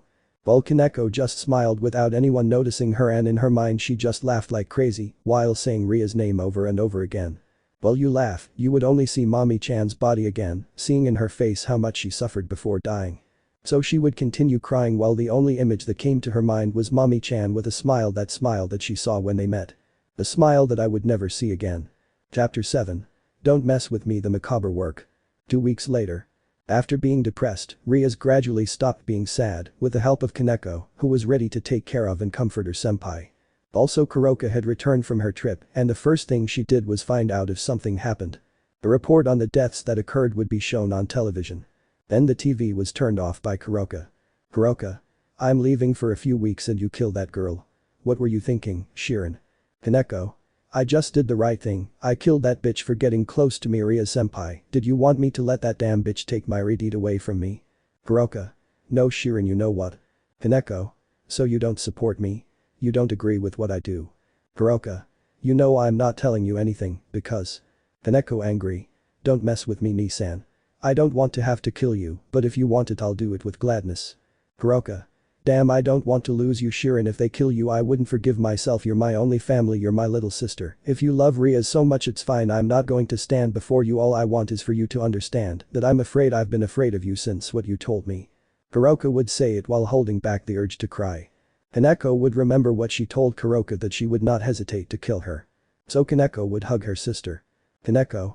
Forgive me, niece, I didn't want you to be afraid of me. All I want is to be happy with Ria-senpai, but I must eliminate everyone who gets in my way. I said that I would kill you and everyone I love just because I was angry. I'm sorry. Kuroka would only reciprocate the hug. Kuroka? I forgive you, Shirin. They both stayed like that until they separated. Kuroka? I have to go, I'll take Zenobia and Arena on a date. Koneko? Wait, what? Kuroka? I'll explain it to you later, I have to go. So Kuroka would leave. While Koneko stood there thoughtful, thinking about something. Koneko? I think it would be best to keep everyone away from Kuo, away from the clan, so that he doesn't do anything to them. After thinking about it, an idea finally came to him. Minutes later. Rias? Do you want me to send the boys on vacation? You'd say it laughing, seeing Koneko. Koneko? Yes, there haven't been any threats we've had to face, and I think a vacation would be good for them. Rias? Yes, you're right, but. Koneko? Come on, Ria-senpai, just accept, and in case you need help I'll be here to help you. Koneko would say it with a smile that would make Rias blush. Thoughts of Rias. Rias. If I spend more time alone with Koneko, I might finally be able to confirm 100% that what I feel for her is real. Out of your thoughts. Rias. Okay Koneko, I'll let the others know, but for now we have to go to class. Koneko. Yes, that's okay, senpai. So the two of them would go in the direction of their classes. Although on the way Rias was intercepted by a group of girls. Girl 1. Where are you so alone, Gremory-san? Rias. I ask you to move aside, I have to go. Girl 2. What? To be the bitch you are? Rias. What are you talking about? Girl 3. We all know here that you wanted to let those boys grape you. Rias. That's not true, I'm the victim in this matter. Girl 4. We don't buy that story, bitch, so. Girl 5. Enjoy this. At that point, the 5 of them took out some buckets and threw in what they had, which was somewhat viscous. But in front Rias would see Koneko who received more of those buckets. Koneko. I'll politely ask you to leave and don't bother Rias-senpai again, unless you want to know why I'm the best at fighting. Koneko would say it if she looked at the girls seriously. Seeing the nekomata's gaze, the girls just nodded and then left. Koneko. Are you okay senpai? Rias. Yes, but we both ended up dirty because of this thing come. So Rias would hold Koneko's hand. Rias. We're going to need a bath. Minutes later. In the occult club. Both would be bathing, although well Rias helped Koneko since she wanted to do it. Although Koneko is very blushed and a small trickle of blood is coming out of her nose because she is bathing with her redhead that she loves so much. Rias. Okay, just a little more and you'll be as good as new as me. Koneko nervous. SS if it's okay. Rias would notice Koneko's nervousness, so she came up with a risky idea. So I would hug Koneko from behind making her nervous. Rias. Okay, now I'll soap you up here. Rias would begin to pass the soap over Koneko's torso until it touched Koneko's breasts, beginning to massage Koneko's nipples. Then with one of his hands he would begin to touch Koneko's vagina, causing her to let out small moans. Until Koneko would let out a loud moan as she released her juices. Rias. Sorry Koneko-chan, I don't know why I did it. Koneko nervous. No, it's nothing, senpai, could I go change already? Rias. Sure, you can go. So Koneko would get out of the bathtub and then leave the bathroom. This would change even though inside she felt very happy about what had just happened. While Rias was thoughtful because she needed to know how her days with Koneko would be until. Rias. Maybe a date is the best way to start, I'll make sure that all this time we spend together makes her feel the same way I do. You would say it while laughing in your pupils, there would be 2 hearts for some reason. Without knowing that Koneko felt a very strong love towards her. While Koneko would be walking through the halls of Kuo Academy, but she was being watched by those 5 girls. Girl 1. Now that I see it well, Toujou-chan is pretty and cute. Girl 3. Do you think so? Girl 1. She is the perfect girl for our play. Girl 4. And do you think she'll agree to help us do the 2 versions of the play we're planning to do? Girl 2. It's true, besides we almost did something to Gremory-san and she might still be upset. Girl 1. And that's why we'll apologize to her and then I'll invite her to be our main character. Girl 5. That's an excellent idea. After classes Koneko would be surrounded by the group of 5 girls. Koneko would be. What is it that I am offering you?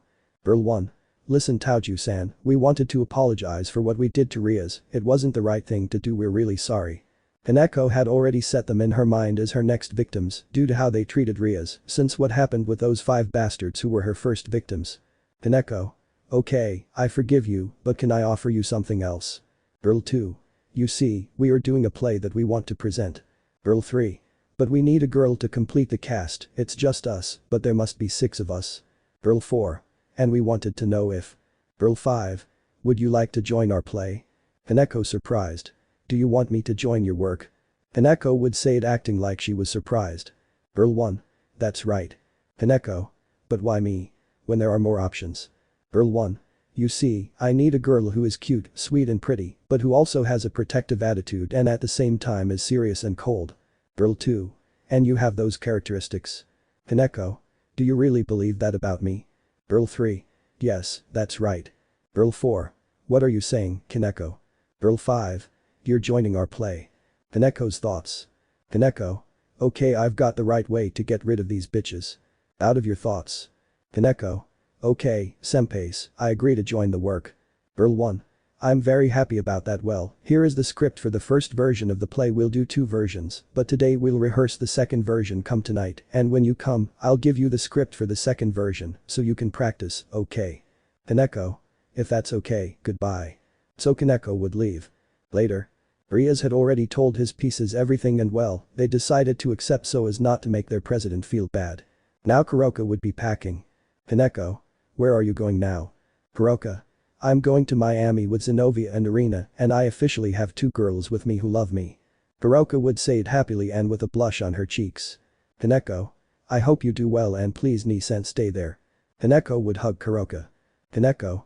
Maybe it's the last time I hug you. I asked Ria-senpai to send you away from Kuo so that I don't do anything to you in the middle of my crazy love and after what may happen I don't know if I'll be able to see you again. I only ask that you don't forget me and if you have children tell them about me and that you can find me. I love you Kuroka Ni-san.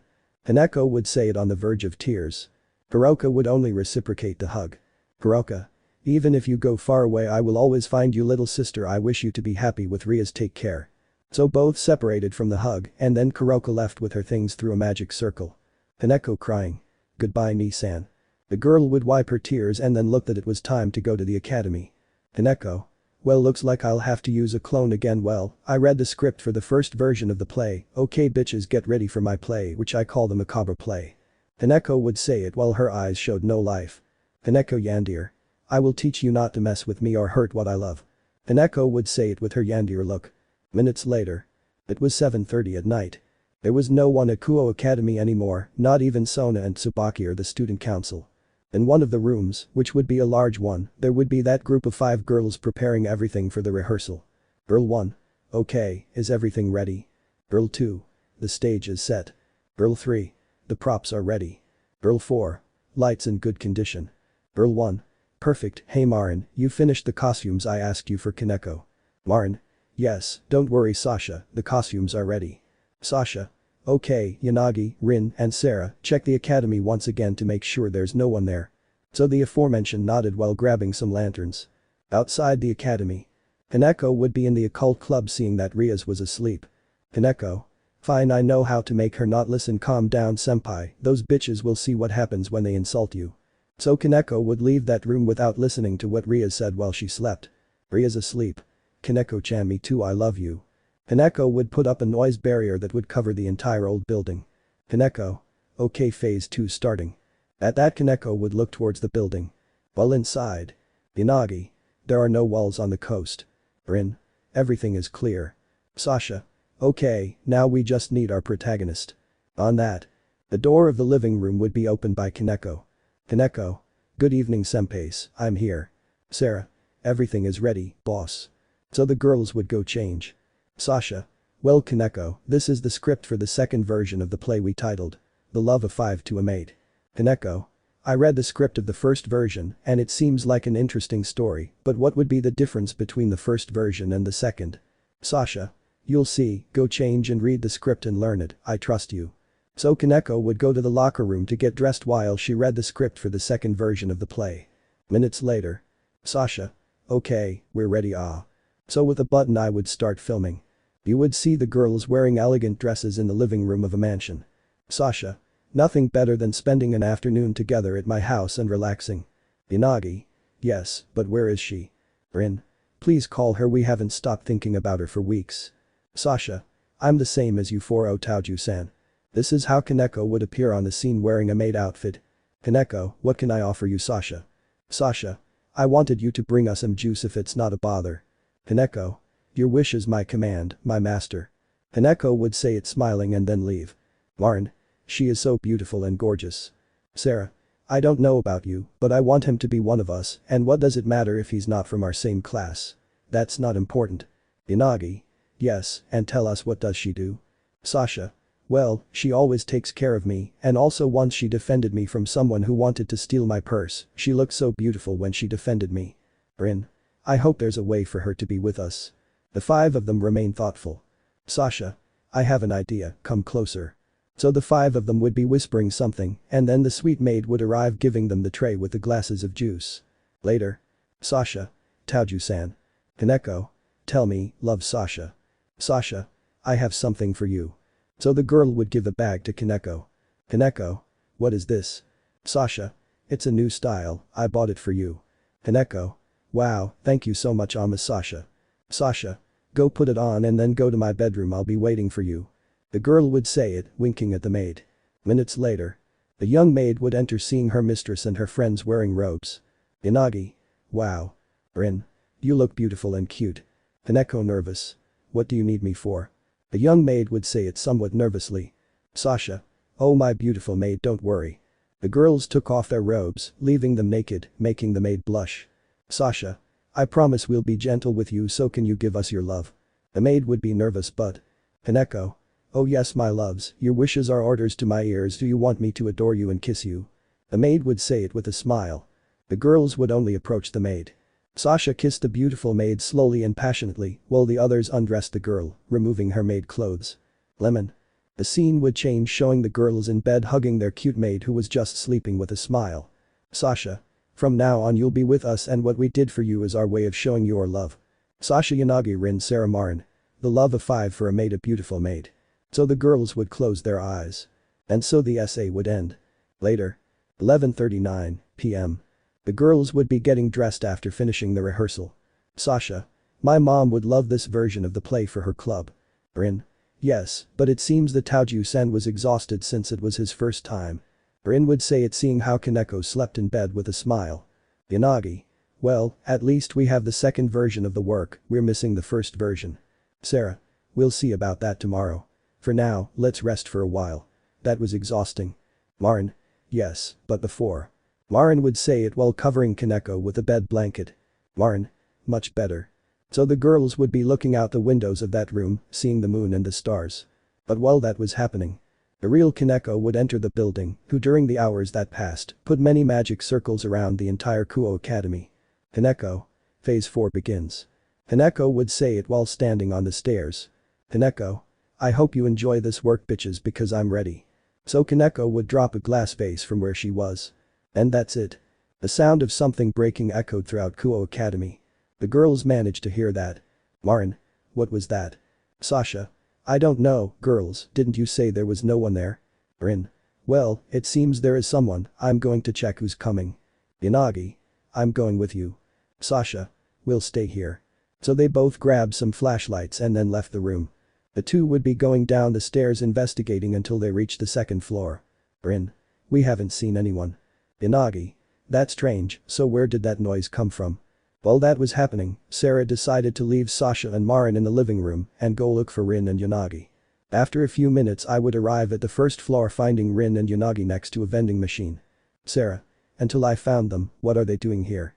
Rin. We wanted to eat something. Rin would say it while eating a cookie. Yanagi. Besides, we didn't even find anything. Sarah. Anyway, let's go back to the living room. So the three of them began to walk. While in the living room, Sasha would be kissing Marin like this, the two of them undressing, while the curtains were covering the windows. Sasha.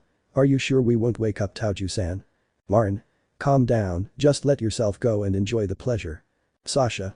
You're so cute and hexy, you knew that. Marin. Yes, and that's why I'm driving you crazy, right? Sasha. Something like that. So the two would continue kissing while having a tongue battle, and their breasts floated between them. While with Sarah and the others, these would be going up the stairs to the second floor. On that, the clock would mark 12 a.m. Koneko. And action. The magic circles that Koneko placed would activate, creating a barrier around Kuo Academy, thus closing it. Upon reaching the second floor, the girls would see that the sky was now red. Rin. What the hell? What happened to the sky? Yanagi. Maybe it's a change in the weather. Sarah. There is no change in weather that makes the sky turn red. On that, they saw the lights in the hallway begin to flicker until all the light went out, leaving Kuo Academy without power. As Sasha and Marin continued pleasuring each other, they realized what had happened. Sasha. What could have happened? Marin. I don't know, maybe it was a small blackout, but please let's continue, I don't want us to stop. Sasha.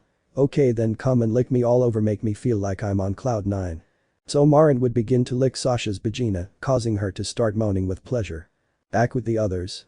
Rin is annoyed. What was missing was a damn blackout. Yanagi. At least we're safe, the lanterns are still intact. Sarah. And the red sky literally lights up the entire hallway. At that, the three of them turned off their flashlights. But about that, the sound of a music box or something like that would be heard throughout the hallway, scaring the girls who were holding hands. But the sound would stop. Rin. Hello. Yanagi. Is anyone there? Sarah. Whoever you are, come out of hiding, this isn't funny. The three of them went down to the first floor to open the entrance door, but they couldn't open it. Yanagi. It can't be, we're trapped. Rin. We better go back to the living room. On that. The laugh would be heard, putting the girls on alert. From the shadows a girl would emerge, and that would be no one more and no less than Rin Yanagi Sarah. Koneko-san. The girl would just smile sadistically while in her hands she had some saws, the same one Kotonoha used to kill Sekai. The three of them were scared. Koneko. Let the show begin. Scared Sarah. Run. So the three of them started running, starting to climb the stairs while they heard Koneko's laughter. Sarah. Separate quickly. So the three of them took different paths, Sarah on the left and Rin and Yanagi on the right. Sarah ran all scared until she quickly got into one of the rooms. This one would just cover her mouth to avoid making a noise. While listening to Koneko walking by. After a few seconds and hearing nothing. Sarah would go out, and seeing that there were no walls on the coast she would start walking. But out of nowhere his arms were cut off. Koneko Yandere. Be the first to die, you imunda bitch. So Koneko would pierce Sarah with the saws. Sarah, terrified. Ah. It was the last thing that would be heard. Rin and Yanagi continued running, but they heard Sarah's heartbreaking scream. Worried Yanagi. Sarah. The girl was about to run but was stopped by Rin. Rin. We must go for Sasha and Marin, who knows what will have to them. Yanagi. What if he already did something to them? Rin. We have to hope not. The two would go down the stairs, arriving again at the first floor. They would try everything to open the door but nothing. Yanagi. There is no other option, we must go to the classroom. Rin. You're right. But in that. The sound of a chainsaw caught their attention and at the same time scared them. Koneko would appear holding a chainsaw. And she was stained with blood. Koneko. Okay boys, you two are next. So Koneko would run towards the two who ran up the stairs. Rin. Don't stop Yanagi, run. So the two continued running but saw from behind how Koneko followed them with a chainsaw. Koneko Yandere. Don't run away, you damn boars, face your inevitable death. The two would run through the hallways again until at one point Koneko managed to cut Yanagi and Rin, only Yanagi's was more serious. So Rin would help her up while still listening to Koneko's laughter. Arriving at the third floor. But Koneko would attack them again, but Rin would dodge the attack by running while Koneko followed them. And so it continued until Rin, by fainting, made Koneko crash into a classroom door, causing everything inside the classroom to fall. The two quickly went up to the fourth floor. They walked like this for a while until they hid in one of the rooms on the fourth floor. After a few minutes of waiting they would come out. Rin. We lost her. But in that. Koneko Yandere. Surprise bitches. Koneko would run Rin through with the chainsaw and then grab Yanagi, stabbing her with a knife she used on Mommy-chan, thus bringing her closer to the hole in the stairs. Koneko. Die stupid bitch, this is for Rias-senpai. So Koneko would let go of Yanagi and she would fall, hitting the railings and the concrete until she would fall to the ground, breaking her bones. While a pool of blood was beneath her. Rin would try to crawl with the strength he had left. Koneko.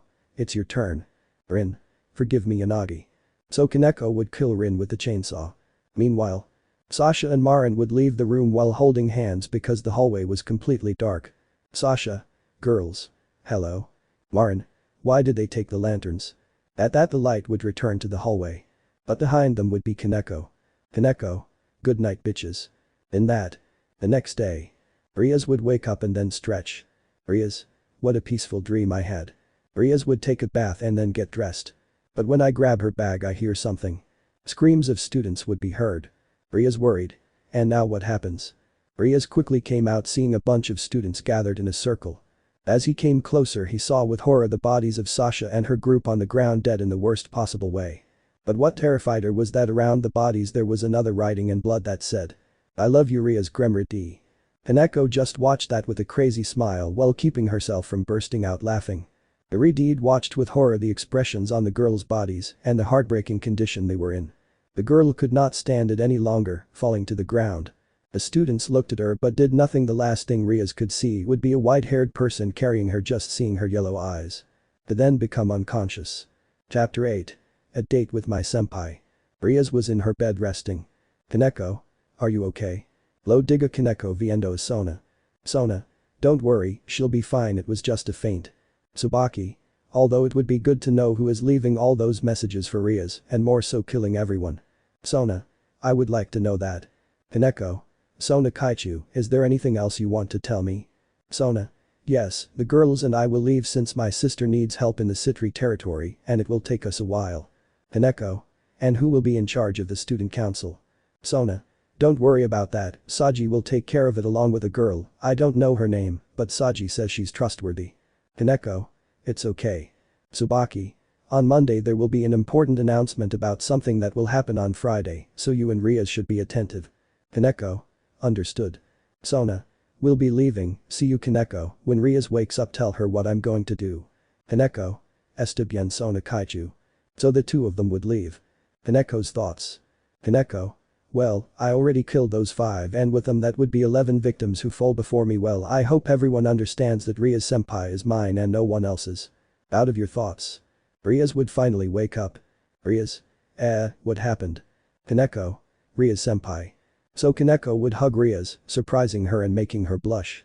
Koneko. She fainted because of what happened today thank goodness she's okay I was worried. Rias solo corresponderia al abrazo. Rias. Calm down, I'm fine, nothing bad happened to me and it was just a fainting spell from shock. So they both separated from the hug. Koneko. Well, I have to go train senpai, see you. The girl was about to leave, but. Rias. Koneko-chan is waiting. Koneko. What's going on? Rias nervously. Well since tomorrow is the weekend I was wondering if you would like to go on a date with me. That question made Koneko's heart start beating too fast while a blush appeared. Koneko blushed. You want to have a date with me? Koneko would say it while blushing. Koneko's thoughts. Koneko. If this is one of my dreams please don't wake me up wait it's not a dream this is true, my beloved senpai asked me on a date you finally notice my senpai, I'll be able to have you all to myself and no one will take me away from your side. Out of your thoughts. Rias nervously. I know it might be weird for you, but it's just me. Koneko happy. I accept. Rias. Really, do you want to go on a date with me? Koneko happy. Of course senpai, I have no problem. That made Rias happy while her heart beat strongly. Rias. So do you think tomorrow at 1 p.m? Koneko. Yes, that's fine by me. But someone would go. Rias. Okay I'll start with the date and then I'll see what my second step will be. Asi Rias if I would go to sleep. Well with Koneko he would be jumping for joy because he would have a date with his redhead that he loves so much. The next day. Koneko would be waiting for Rias in a place until the redhead would arrive. Rias. Did I keep you waiting Koneko-chan? Koneko. No, you don't have to worry Rias, what if we start our date? Rias. Sounds good to me. So the two would begin to walk seeing the beautiful places there were. Then the two went to eat ice cream while walking through the park. Then they would go to the amusement park and the two of them would start having fun, even winning many prizes. Afterwards, the two of them would get on the roller coaster, thus having a great time together. Until they got on the Ferris wheel. So the two of them would see the view of the city. Koneko. It's a beautiful sight. Rias. It isn't even more so with your company. Both would blush. Rias. Koneko-chan. Koko. What? Rias. I want to thank you for everything for coming into my life for making you my precious tower for taking care of you when you were a child but above all for supporting me, you lifted my spirits that day thank you. Koneko. You're welcome, senpai besides I would always do the impossible to make you happy. Koneko would say it, giving Rias a smile. This one would smile too. To then see how the fireworks began. After that the two teleported to the occult club. But Rias would see that Koneko fell asleep on the sofa. Rias. You are so cute asleep Koneko-chan. You'd say it laughing seeing Koneko. So I would put a blanket over Koneko and then she would go to sleep. The next day. The two would be in the courtyard gathered together with all the students. At that point, Saji and a girl would go up on stage. Saji. Well students, I have news for you, but first, let me introduce you to my classmate Horikita Suzune. Horikita. Nice to meet you. The girl would say it seeing all the students. Saji. This Friday there will be a dance here at Kuo Academy. All the students were surprised to hear that. Horikita. So we are already supervising everything and organizing everything. Saji. And one more thing you should vote for the prom queen and have fun. Everyone shouted excitedly. Thus the meeting would end. Rias. It's unbelievable that I'm going to see a dance. Koneko. In fact, I think this is what Tsubaki-senpai and President Sona told me. Rias. You say you're preparing, but wouldn't you like to come to the dance with me? Koneko nervous. Go to the dance together? The nekomata would imagine her and her redhead dancing at the ball. Koneko. Okay senpai, let's go to the dance together. That would make Rias happy, so she and Koneko would leave later. Without noticing that they were being watched by Saji and Horikita. Horikita. Are you sure about what you said, Saji? Saji. When the deaths happened, I always saw Koneko-san smiling at first, I didn't see any importance in it, but then I thought what if Koneko is the murderer? That's what I always wondered and I need to check it out. Horikita. I understand. Saji. Did you do what I asked you to? Horikita. Yes, I was able to infiltrate the morgue to find something on the bodies, but in the end I couldn't find anything. Saji. Damn, even so we must be careful. Horikita. Yes, although I don't think someone like Koneko is a psychopathic killer, she is a tender kind girl, and she may have her cold side, but even so that wouldn't reach the limit of killing. Horikita would say it if she saw Saji seriously. Saji. Even so we won't trust each other, and I'll find out what's going on, I promise. Saji would say it while continuing to observe Koneko and Rias from a distance. Chapter 9. Bloody Dance and Massacre. I love you, Rias-senpai. It was the day of the Kuo Academy dance at last. Koneko would be at home getting ready for the dance. Koneko. Fine, if there's anyone else who wants to take me away from my senpai or hurt him, I swear I'll kill him. While Koneko was getting ready, she would receive a video call and saw that it was Kuroka answering. Kuroka. Hello Shirin, how are you? Koneko. I've been fine. Zenobia Arena. Hello, friend. Koneko. Hello sisters-in-law, how have you been? Kuroka. We've been fine Shirin, don't worry. Zenobia. In fact, the boys have told us what they are experiencing. First Asia, Murayama and Cadis are finally Issei's partners. Arena. And Gasper and Rossweisse are finally a couple too. Koneko. Wow, I didn't expect that, and what about Kiba? Kuroka. We haven't heard anything from him. Koneko. I understand. Zenobia. If you'll excuse us, we'll go order dinner. Arena. Talk for now. So the two of them would leave. Kuroka. And tell me, hasn't there been someone else who you know wants to keep you away from Rias? Koneko. Not for now, but if it happens I won't hesitate to kill him. Kuroka. Well, take care and remember that I will always be with you and good luck with Rias. Koneko. Thanks, Ni-san. So the call would be cut off. After that Koneko would look at the time. Koneko. Rias-senpai said to look for her at a corner near the academy. Well, it's time to go. So Koneko would teleport with a magic circle. Appearing in front of Rias, but Koneko was stunned by what she saw. Rias was wearing a beautiful dress that made her look even more beautiful. Rias. And how do I look? Koneko-san Rahada. CV Hermosa Rias-senpai. Rias. Thank you, you look beautiful too. Koneko. Thank you very much. So you want me to take you to the dance, my lady? Koneko would say it, extending her hand. Rias. Haha, of course, Koneko-chan, you act like a gentleman. Koneko. I am kind and chivalrous, which is different. Rias. It's okay. So the two of them started walking, arriving at the entrance, seeing the decorations. Saji. Hello, Rias-san, hello, Koneko-san. Makeup, hello Saji. Koneko. Can we come over? Saji. Obviously you can have fun friends, but not too much. Rias. Koneko, thank you Saji. So the two would enter, although Saji stared at Koneko in an analytical way. Horikita. Do you still think Koneko is the murderer? Horikita would say it if she saw Saji seriously. Saji. I'm not going to back down. Deep down it's her, and I'm going to prove it. Besides, I can't allow more people to die because of her. Horikita. I understand your concern, Saji. We shouldn't continue allowing deaths, but I still don't believe that someone like Koneko Toujou could be a murderous psychopath. Saji. Okay, I'll close the gates. So Saji would close the entrance gates. Horikita. You want us to go spy on her, right? Saji. You know me so well. Walking. So the two went to the gym where the dance was taking place. Meanwhile, Koneko and Rias would enter, seeing the place. Rias. I thought the dance would also be in the courtyard. Koneko. Maybe it's the first phase of the dance and then we'll go to the courtyard to continue, since there isn't much space here. Besides, when we entered there was already a stage in the courtyard. So the two would see how everyone was living together. Without noticing that the students looked at Rias with hatred, because with what had happened and without Koneko knowing, all the students thought that Rias was the culprit of the murders, in addition to continuing to think that Rias was a bitch. So everyone would start dancing.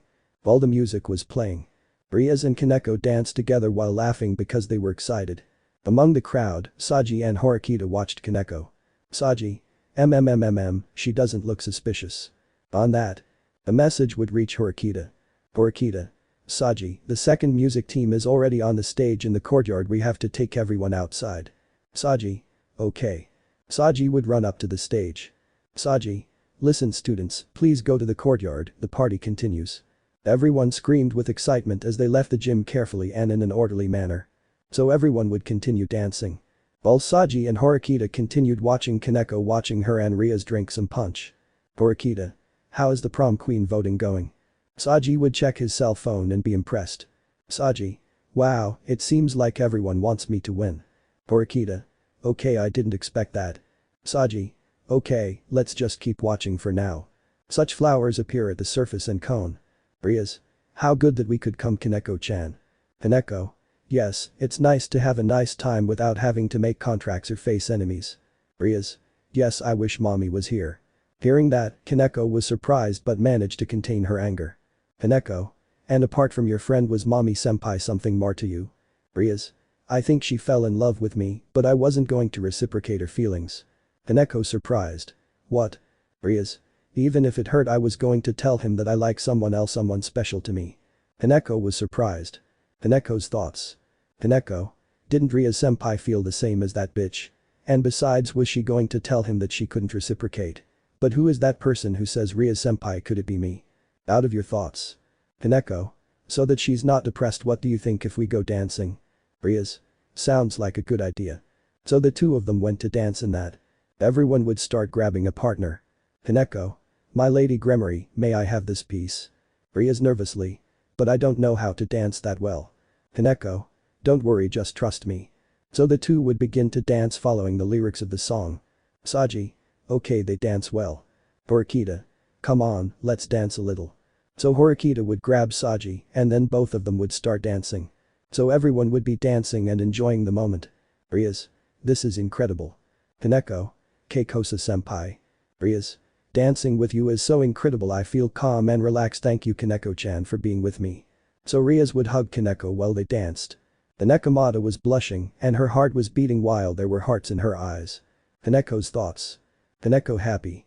She's hugging me, my beloved senpai is hugging me, I feel so happy, my heart won't stop beating, this is everything I've ever dreamed of. Rias senpai, you are the love of my life, I love you, I love you, I love you, Rias senpai, I love you with all of my being.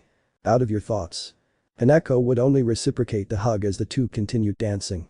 But behind the scenes there would be some students who came out of the main building of the academy going behind the scenes like this, putting a bucket with a strange liquid on top. Boy. Okay, send the message to everyone. Boy 2.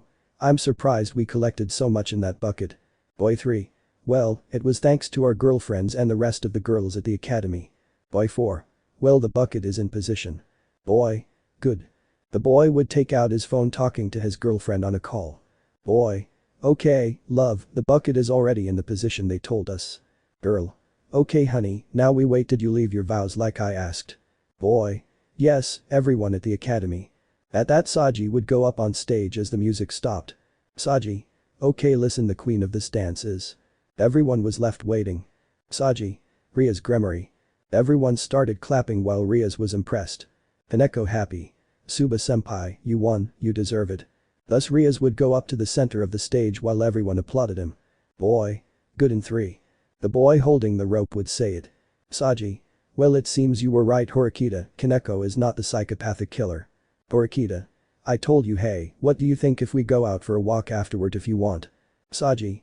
Is it a date? Horikita. I'll go Aussie. But no one noticed the group of boys behind the stage. Chico. 2. Rias vein is all applauded.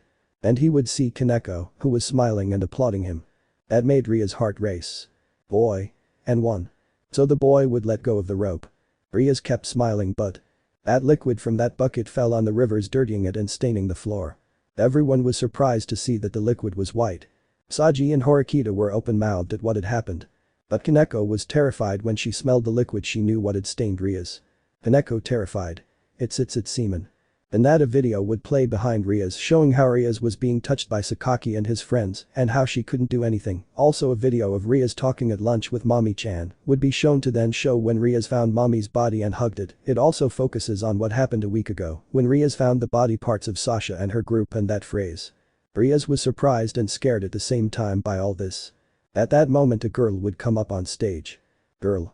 And there you have it, friends, with this we prove that Rias Gremory is not so perfect, she's a bitch, a bore who was willing to let herself be tied up to be raped, and that the deaths that began a month and a half ago are her fault. Who knows if we're going to wake up alive, since it's because of her that these deaths are happening. She's a murderer, but also a bore who is now covered in semen, what every bore enjoys and deserves, am I right or not?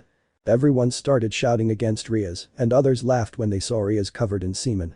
She just had her gaze lowered. She was angry, sad. She was about to release her energy of destruction, but she would see Koneko, seeing how she looked at her, terrified and sad at the same time. Seeing that look made Rias feel bad. What if Koneko was now thinking the same thing as everyone else?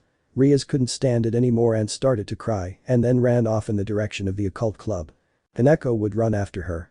But before that, Koneko managed to see above the stage. Seeing that bucket, it would follow Rias. Girl. And now let's celebrate. So the music would be played again. Saji. I can't believe what just happened. Orikita. Poor her, she didn't deserve this, and what do we do now? Orikita would say it, seeing Saji. Saji. When President Sona returns, I'll ask her to punish all the students. For now I can't do anything.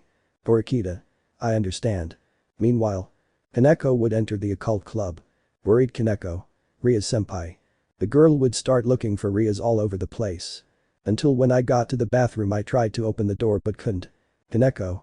Rias senpai soy yo Koneko. Inside there was a deadbolt seal on the door and noise-proof magic seals throughout the room, so Rias couldn't hear Koneko's screams.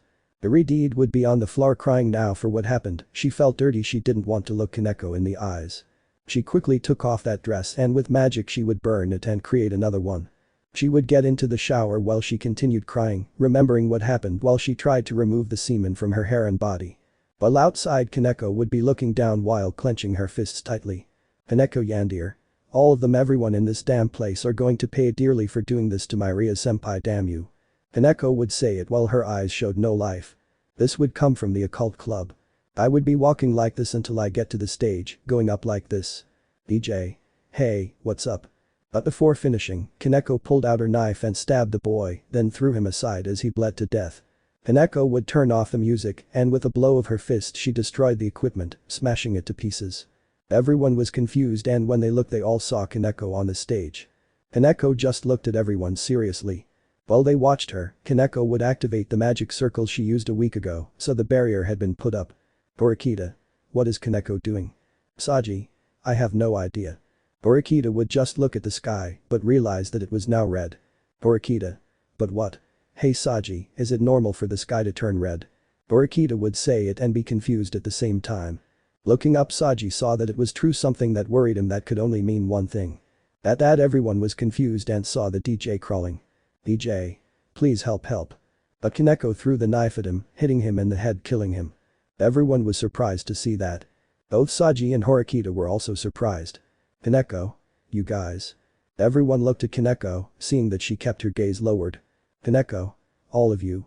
The girl clenched her fists tightly. Koneko. They hurt Rias senpai, my beautiful senpai, my beloved senpai, hurt by all of you. Koneko would take out her tail and her cat ears, surprising everyone. Saji. Said my beloved. Orikita. That means what? Koneko. You should have understood my messages that I left. I wrote it so that you know not to approach my senpai, and I'll tell you something. Some students began to back away as Koneko was enveloped by a light blue aura. Koneko. Nobody. Everyone started to get scared while some even stepped back. Koneko finally looked up. Koneko angry. No one touches my eyes. So Koneko expelled a burst of air that made everyone fall to the ground. Koneko was still surrounded by that aura, but from her back came 4 arms with large hands wrapped in senjutsu. Saji. Big hands. How long has that been going on? Orikita. You were right, Saji. Koneko, she's the psychopathic killer. Orikita would say it, being surprised. Saji. Everyone to the building, run. So everyone ran, but when other students were going to go in the direction of Saji and Orikita, Koneko launched a senjutsu attack, thus creating a wall of senjutsu fire, and would do the same in other places where the students could escape. Such rodenticides. Koneko, using her senjutsu arms, would destroy the stage until she grabbed the bucket. Koneko. Where's that bitch of a girlfriend you have? She planned it all. Scared boy. Yes, he did, please don't kill us. 4 boys would approach and then throw several things at Koneko, but she didn't even flinch. With one of her arms, Koneko grabbed one and then with great force, slammed it into the ground, causing its head to explode. Scaring the others. Koneko, with her 4 senjutsu arms, would grab the bars of the grid. Koneko. It's time for you damn people to die. So with the Koneko stick she would kill the other three. One she would stick it in one of his eyes, taking it out and destroying part of his face. Another she would stick it in the ribs, impaling him on the ground, and then with the other stick she would stick it in his head, destroying it and his brains falling on the ground, and the last one she would stick the stick in him from behind and then throw him against the wall and throw the stick at his head, thus destroying it. The other students were terrified. "Scared boy. You are a monster, run." But in that. With her arms Koneko would tear that boy to pieces, cutting off his arm and making a hole in his chest. That boy would just scream and then have his head smashed in with a blow. All the surrounded students screamed in terror, trying to escape but collided with the barrier. So Koneko would run towards them while hatred was reflected in her gaze. In the main building. The rest of the students would remain hidden. And Horikita would have a weapon in her hands. "Saji. Where did you get the gun?" "Horikita. It's not the time to ask Saji." But in that. The door was destroyed and Koneko was seen while in her hands she had 2 heads and her senjutsu arms, several bodies torn to pieces. "Koneko. Did you think they would hide from me? No, now their purge has arrived, damn it." Koneko threw the bodies into the courtyard again, grabbing other students. All the students started running up the stairs or looking for hiding places on the first floor. Saji. Kori Horikita, Kori. Both would go up the stairs. While Koneko was massacring the students she caught. Thus splitting them in 2 or bursting their heads, staining the entire courtyard with blood, brains, guts and body parts. Angry Koneko. "I'm coming for you trash." Koneko would enter the Kuo Academy and find some students on the first floor, hitting them, and with a single blow, Koneko would split the students in half and destroy their heads, staining them with blood and also slamming their heads against the walls and windows, destroying the students' skulls. Koneko would let out a loud scream and then go up to the second floor with all the students watching her. "Koneko. Surrender and face your inevitable death, you bastards." On that. Everyone started screaming as they ran, even though they pushed each other, leaving some to their fate. Koneko grabbed several students, killing them in the worst way, tearing off their heads and removing their hearts and intestines, staining the entire hallways and classrooms with blood and visors. The remaining students arrived at the 3rd floor along with more students, but Koneko would enter grabbing several students and throwing them out the windows, falling to their deaths. At that Koneko would grab the girl who came up on stage. "Koneko. I have you, you filthy bitch." Koneko would say it, seeing her with the eyes of a wild cat and great hatred. "Scared girl. Please, I beg you, I have family." "Koneko. You should have thought about it before doing that to the love of my life." With her senjutsu arms, Koneko would tear off the girl's head with her spine bone, making everything stained with blood. "Horikita. Eat this." So Horikita shooting like crazy, but Koneko would send Horikita crashing into the walls with one of her hands. Then Koneko grabs the weapon. Worried Saji. "Horikita, let's go, quickly." On that. "Koneko. Eat this, you bucking bitch." Koneko would say it while pointing the gun. "Asi Koneko Seidel Grando Hera Saji Piromaza Horikita." Koneko would go with you and weapon. "Saji. Up Horikita, the top floor will be fine, I know a way to get there." So Saji would start carrying Horikita, who was losing blood. Koneko would reach the 4th floor and begin firing the gun, managing to knock down many and taking out some students until the gun ran out of ammunition. So Koneko would grab the wounded, whipping them over and over again, causing the students to die with broken bones, and to top it off, Koneko would destroy and split the bodies in half. Koneko would grab her axes and chainsaw with her senjutsu arms, grabbing the weapons. In their distraction, Saji and Horikita climbed a staircase and reached the top floor, looking for the student council room. They managed to enter and lock it. "Saji. I'll find a way to heal those wounds." While Koneko continued grabbing more students who were on the top floor. Thus, they grabbed and slaughtered the students, tearing out their ribs and lungs, with the help of chainsaws, knives, and axes. Massacring one by one of the students while she just laughed like crazy. But then a group of students would run down the stairs. Koneko would fill the walls of the hallway and classrooms with blood while screaming like crazy. She noticed that a group of students were coming down, so she started following them. While Saji and Horikita would come out of the student council, although she didn't have any time left. "Saji. The rooftop will be a safe place." Saji would climb the stairs to the roof, but the door wouldn't open. Horikita would vomit blood as she fell into Saji's arms. Saji preoccupado. "No, no, no Horikita Miram, no tirandas." The girl would just put a hand on Saji's cheek while coughing blood. Horikita. "Always cough, cough, cough, I liked you Saji, forgive me cough, cough, for not telling you in time." Saji was surprised as the girl approached his face. Horikita. "If I'm going, let it be doing this." So Horikita would kiss Saji and he would kiss her back, but then the girl would fall into Saji's arms with only a sweet smile on her face, like this Horikita would die. Saji would just start crying silently while hugging Horikita's body. Saji crying. Forgive me Horikita, I love you too. On that. Student. Run. Some students ran by there, scared. Dismembered bodies were thrown while Koneko followed them screaming like crazy. On that. It was the only thing Saji heard while listening to those students being massacred. At that moment he saw some girls being thrown and falling nearby. Saji thought about going to help them but. Terrified girl. Help. The girl would scream as she was dragged by one of Koneko's ninjutsu arms, just like her friend. But she tried to hold on to the wall but was pulled. On that. Those were the screams that Saji heard. This achievement opened the door to the roof, carrying Horikita's body and placing it on the ground. Saji. Okay, wait a bit, you just need to call the president and.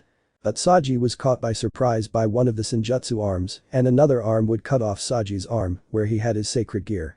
Saji scared. No. So Saji would be dragged away as the door closed. Saji's severed arm would begin to glow and turn to ashes, and from there a glow would come out that would go to the sky. Leaving only the lifeless body of Horikita Suzune which still had a smile. Meanwhile. In the occult club. Rias was still in the bathroom, she was just sad after having removed all the semen from her hair. She would only be thinking about how Koneko sees her now. I spent a lot of time crying until. Rias. No, Koneko wouldn't see me like that, otherwise she would never have supported me the first time. Rias would be thinking about everything she experienced with Koneko, from her dreams with her, their date and the dance they had. She would just put a hand on her chest. Rias. Yes, I will tell my feelings to Koneko-chan. Rias would quickly dress in another dress and undo the seals she had placed and then leave. But I didn't hear a sound of dancing. Rias. How strange. Maybe it's over already.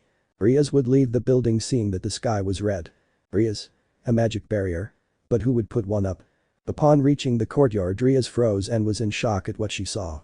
I saw several bodies of students, all dismembered, impaled on the bars of the grate, and others with half their faces split in half and various parts of their bodies. Rias terrified. What the hell does this mean? Rias would run to the main building, finding more students literally bucked up along the way.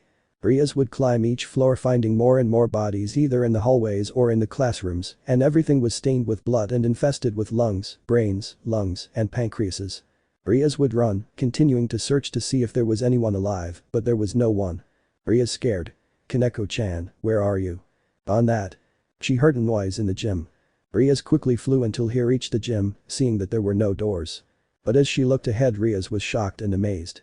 In the center would be Koneko, and her senjutsu arms grabbed Saji. Koneko's hair was no longer white, it was black, and her eyes were red. And he just stood there without making an expression. Injured Saji. You're a damn murderer, a madwoman. Koneko Yandere. I don't care, that's what happens when they touch what's mine, and that's Rias senpai.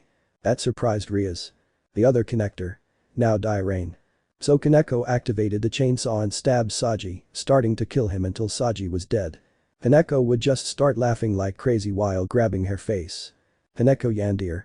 Jahahaja, now my senpai is free, I killed those bastards who hurt him, I did it, and now my senpai will be mine, only mine, only mine, only mine, only mine, only mine and no one else's. Rias senpai, I love you, I love you, I love you, I love you, I love you. Koneko would say that if she were crazy. Koneko's laughter was heard in the place. On that. Rias shocked. Koneko-chan.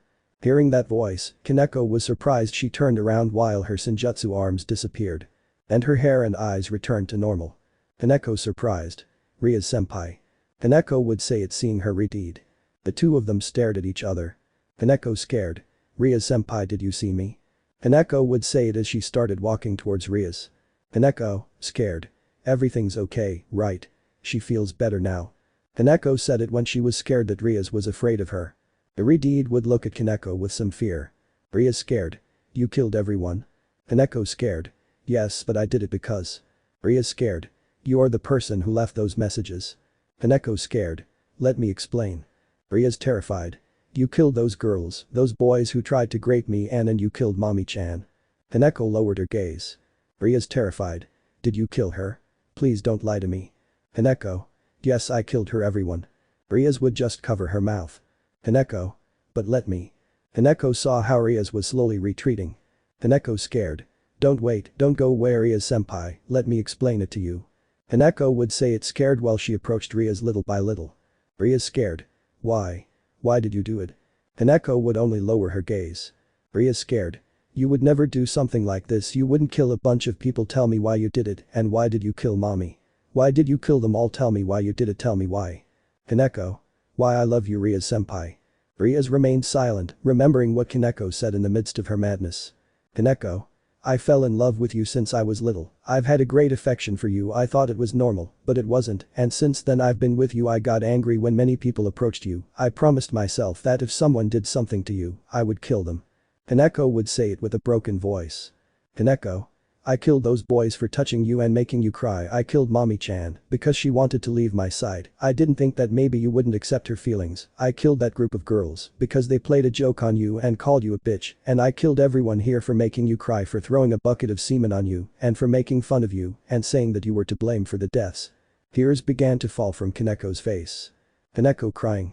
I was afraid to tell you my feelings, I was afraid that you would reject me, I didn't want you to know this because of your reaction, but now you're afraid of me. Nissan was right, my unhealthy love for you would bring me consequences, now I scare you, but I love you, Rias senpai, you are the love of my life, I like everything about you, your beautiful hair, your beautiful eyes, your sweet smile. I wanted us to be a couple, I wanted us to be together.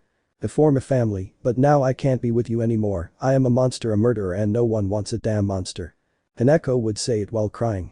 Rias would begin to approach Koneko. Koneko crying.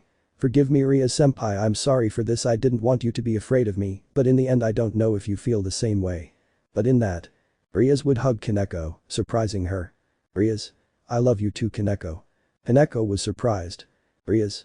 When you gave me that gift to lift my spirits, my heart began to beat for you, I had dreams about you, and I was able to understand, I fell in love with you, and despite everything you did, I'll tell you something, I love you, even though your love is unhealthy, so yes I love you, but tell me, would you like us to be a happy couple? You would say it, smiling. Koneko would be surprised and then start crying and hug Rias. Koneko crying. Yes, I've been dreaming of this since always, yes Rias senpai, I want us to be a couple, and to love each other, I love you Rias senpai. Koneko would say it while crying. Rias would just pet Koneko's head. So both would come closer to each other and then give each other a tender kiss. Koneko happy. I love you Rias senpai. Rias happy. I love you too, Koneko-chan. The magic barrier had been deactivated. Rias and Koneko quickly disappeared in a magic circle. Leaving Kuo Academy full of bodies and in complete silence. Chapter 10 Final. Together until the end. Koneko and Rias had appeared in an apartment. Rias. Okay, come. Koneko. Where are we going? Rias. You're covered in blood just like me, so it's time to take a bath. The nekomata would get nervous as her nekomata features came out. Koneko nervous. It's okay. Seconds later. Rias would be cleaning Koneko. Rias. Just a little more and you'll be bloodless and clean and beautiful.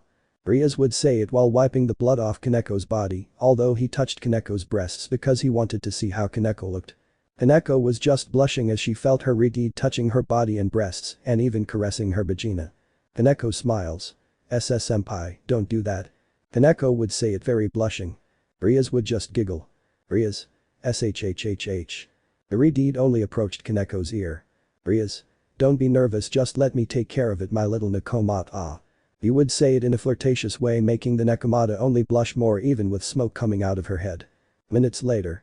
The two of them would already be bathed, although now they only had robes, since both of their clothes were being washed. Rias would be watching the window, keeping an eye out for any sign of police helicopters. She didn't want them looking for Koneko. And Koneko would be in bed, although thoughtful, remembering what happened at the academy. Rias would notice that. Rias. Is something wrong, Koneko-chan? I see you're pensive. Koneko. Well, it's just that I was thinking about something that happened. Koneko would say it, looking down. Rias. And what would it be? Rias would say it even though she already knew what Koneko meant, just waiting for her to say it. The nekomata would just sit on the edge of the bed while getting nervous. Koneko nervous. Senpai, do you really love me too? Rias would approach Koneko. Rias. When you gave me that gift to lift my spirits, I felt my heartbeat for you, then when I slept, I dreamed of you little by little, I understood that I do love you, and I don't care what you've done, what I want now is for us to be together forever, that's why I told you we should be a couple, and now we are, and that's how I want us to be. You'd say it laughing, seeing Koneko. Koneko. And I also want us to be together forever, I love you Rias senpai. Rias. I love you too, Koneko-chan. So both giving each other a passionate kiss. The two would begin to let themselves go as they slowly undressed, taking off their robes, until they were naked. The two would lie down on the bed while they continued with their thing. Lemon skipped. And so the two would stay all night, giving each other pleasure and enjoying the fact that they were finally together. But later. The two were lying down with a blanket covering them. In addition, their bellies were somewhat swollen from the amount of semen. Koneko. That was so amazing and beautiful at the same time. Rias. Yes, it's true, I like that you had my first time, and I had yours. Both would look at each other. Koneko. I never thought this day would come, I can finally be with you, my senpai. Rias. I know, it's something beautiful and incredible. Koneko. You really make me so happy, I don't want this to end. Rias. Neither do I, but tell me something, what will happen now? With what happened, the police and even the underworld might be looking for you, and I don't want them to capture you. Rias would say it while she was scared, but Koneko would calm her down with a kiss. Koneko. Let's go far away to a place where no one can separate us. I know your family is still here, but I want to be with you until the end. That's what I thought if something like this happened, so please let's both go far away. Rias would just kiss Koneko again while smiling. Rias. Wherever you go, I'll go with you, Koneko-chan. All I want now is for us to be together, to get married, to form a beautiful family, and to be this united until the end. Koneko would just start crying and then hug Rias, and she would hug him back. Koneko crying. You make me so happy, senpai, you don't know how long I thought about the answer you would give me for this proposal. I love you, Rias Gremory. Rias. They also loved each other. So the two of them gave each other a tender kiss again. At dawn they both went to the occult club since Rias picked up some things from there, and also went to the Gremory mansion for some things since she had already bought a place far away in another city where no one could ruin her happiness. Rias. We're going. This thing is easy to grasp. Koneko. Let's go, my senpai. So they both disappeared in a magic circle. Time skip 5 weeks later. The bodies of everyone who went to the academy party were all found dead in heartbreaking ways, and that was only 2 days after Koneko and Rias left. So the Kuo Academy had to be closed for a while. The police would begin an investigation to find out who killed so many people. The last body found was Horikita's, being the only one who died, but not in a disturbing way, and they found her with a smile. Sona felt bad when she found out that Saji died, so when she saw that many people died, she deduced that the person responsible could be a rogue demon. All the rest of the Gremory clan continued with their lives, but also wondering where Rias and Koneko were. Except for Kuroka, Zenovia and Irina, who knew what was happening to Koneko since Kuroka told them. While our couple settled into their new home happily. Koneko. Senpai, I can tell you something. Rias. Sure, you can tell me anything. Koneko. Ever since I fell in love with you, I've felt a great love for you to the point of doing crazy things and killing, but now I want the two of us to be united until the end, and that's why. Koneko knelt on one leg. Koneko. Rias Gremory, will you marry me? Koneko would say it, showing an engagement ring. Rias would just start crying and then hug Koneko. Rias crying. Yes, Koneko-chan, I want us to get married. So Koneko would be happy, putting the engagement ring on her redhead. 2 months later. Rias and Koneko would be at an altar on the beach. Well, there were only Kuroka, Zenovia, Irina, Kotonoha, Kokoro and Venelana, who was the only one who knew about Rias and Koneko's relationship, Surzich's and Zudikas not knowing. Woman. Rias Gremory, you accept Koneko Toujou as your wife to love and respect her and be faithful to her for your entire life. Rias. I accept. Woman. Koneko Toujou, you accept Rias Gremory as your wife to love and respect her and be faithful to her for your entire life. Koneko. I accept. Woman. Well, the rings. So Kokoro would go to the front giving the rings to Rias and Koneko. Rias. Koneko-chan, I give you this ring as a token of my love for you. As far as the eye is concerned, it takes only 1 inch of the bone. Koneko.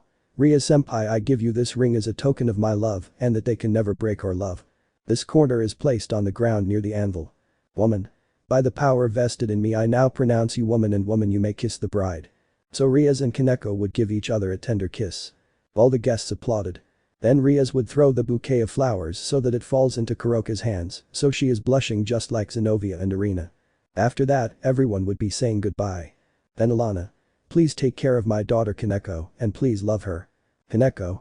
Don't worry, if someone does something to my wife, she'll die in my hands. Rias. Take care of yourself, mother. So they both hugged each other, and then Venezuelan left in a magic circle. Kuroka. Adios Shirin. Koneko. Goodbye Nisan, be happy, and please Zenovia and Irina take care of my sister. Zenovia. Irina. Don't worry, we'll always take care of her. Kotonoha. See you Koneko, be happy with Rias. Kokoro. Take care, both of you. So the five had disappeared in a magic circle. The two of them stared at the sea. Rias. It's so beautiful, don't you believe it? Koneko. Yes, do you think we should go home? Rias. I have a better idea. But the snap, both were naked. Then Rias started kissing Koneko as they lay down on the sand. Rias.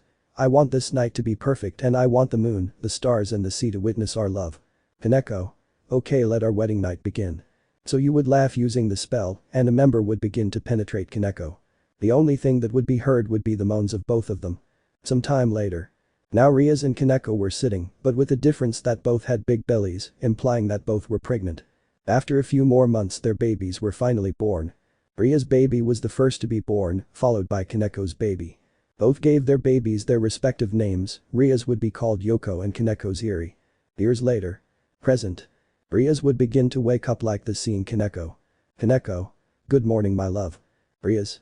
Haha, good morning, beautiful, I had a beautiful dream. Koneko. What did you dream? Rias. I remember what we experienced and how we fell in love and everything you did for me. Koneko. Yes, but the good thing is that it was never known that I was the murderer. Rias. Yes, you're right, and that's why we returned to Kuo to continue living our lives. At that the door was opened. Issei, Maiko, Charlotte. Mom. So three girls would hug Koneko and Rias. Koneko. How did my girls wake up? Issei. Very well, Mom. Charlotte. And you? Rias. Happy to be together, because otherwise we wouldn't have such beautiful daughters. Maiko. Thanks, Mommy. On that. Yoko. Good morning, moms. The red-haired girl with yellow eyes would say it. Koneko. Hello, daughter. Rias. These list. Yoko. Yes, but first I'll make you breakfast. Are you coming with us? Koneko. Go ahead, we'll take a bath. So the girls would leave. Koneko. Do you want to take a bath with me? Rias. You know I do. So the two would enter the bathroom. The only thing that would be heard would be the moans of pleasure from both of them. Minutes later. Now the couple would be outside their house with their daughters. Rias. You guys have everything, right? You don't forget anything, right? Yoko. Calm down, Mom, we haven't forgotten anything. The girl would say it with a smile. Koneko. Okay, take care girls and please don't get into trouble. Issei. It's okay, Mommy. I would say it, Issei smiling. Maiko. We promise to behave and not cause trouble. Maiko would say it while looking at Koneko and Rias while smiling. Rias. Well, if you behave and don't cause any trouble, we'll make you something delicious when you get back. Charlotte. Okay, Mom. Charlotte would say it smiling. So the girls got into the car and Yoko would start the car. Rias. Koneko. We love you so much. Yoko. Issei, Maiko, Charlotte. We love them too. So the car would leave. Rias. Do you want to watch a movie? Koneko. Yes, I laughed, senpai. They would both hold hands while smiling. Koneko narrates. I never thought that everything I did would be worth it in the end, but I'm glad to finally be with my senpai, with my beloved redhead. Maybe my love for her is unhealthy, but she still accepted me despite everything, and that makes me happy, because in the end, we will be together until the end. And in Colorado, this Creepyfanfic is over. End. Alternate ending 1. Death arises. Author's note. I clarify that this alternate ending takes place in an alternate timeline of this creepy fanfic, and to understand it, you must watch the 6th post-credit scene of Secret Wars to understand this alternate ending. End of note.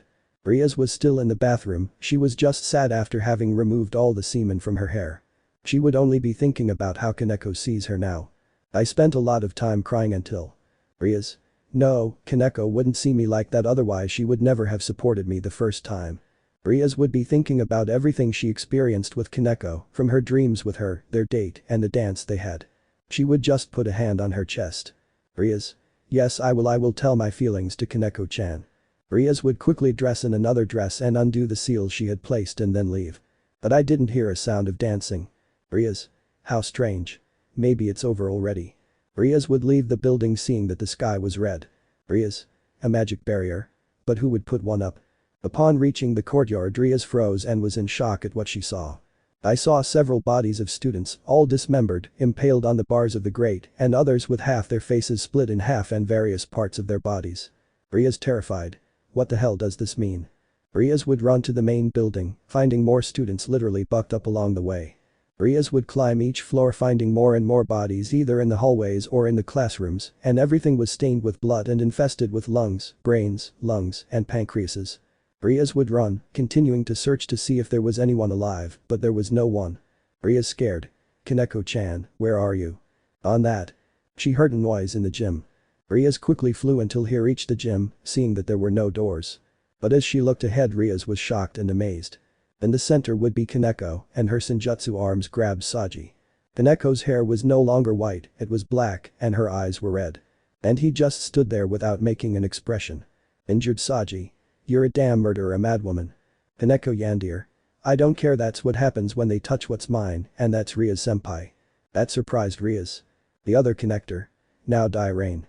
So Koneko would take out her knife and stab Saji twice until Saji no longer moved and Koneko would let go of the body.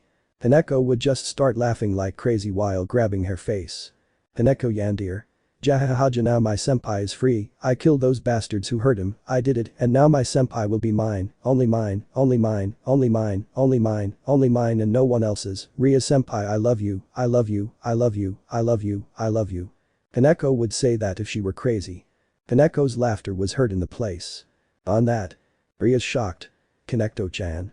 Hearing that voice, Koneko was surprised. She turned around while her senjutsu arms disappeared.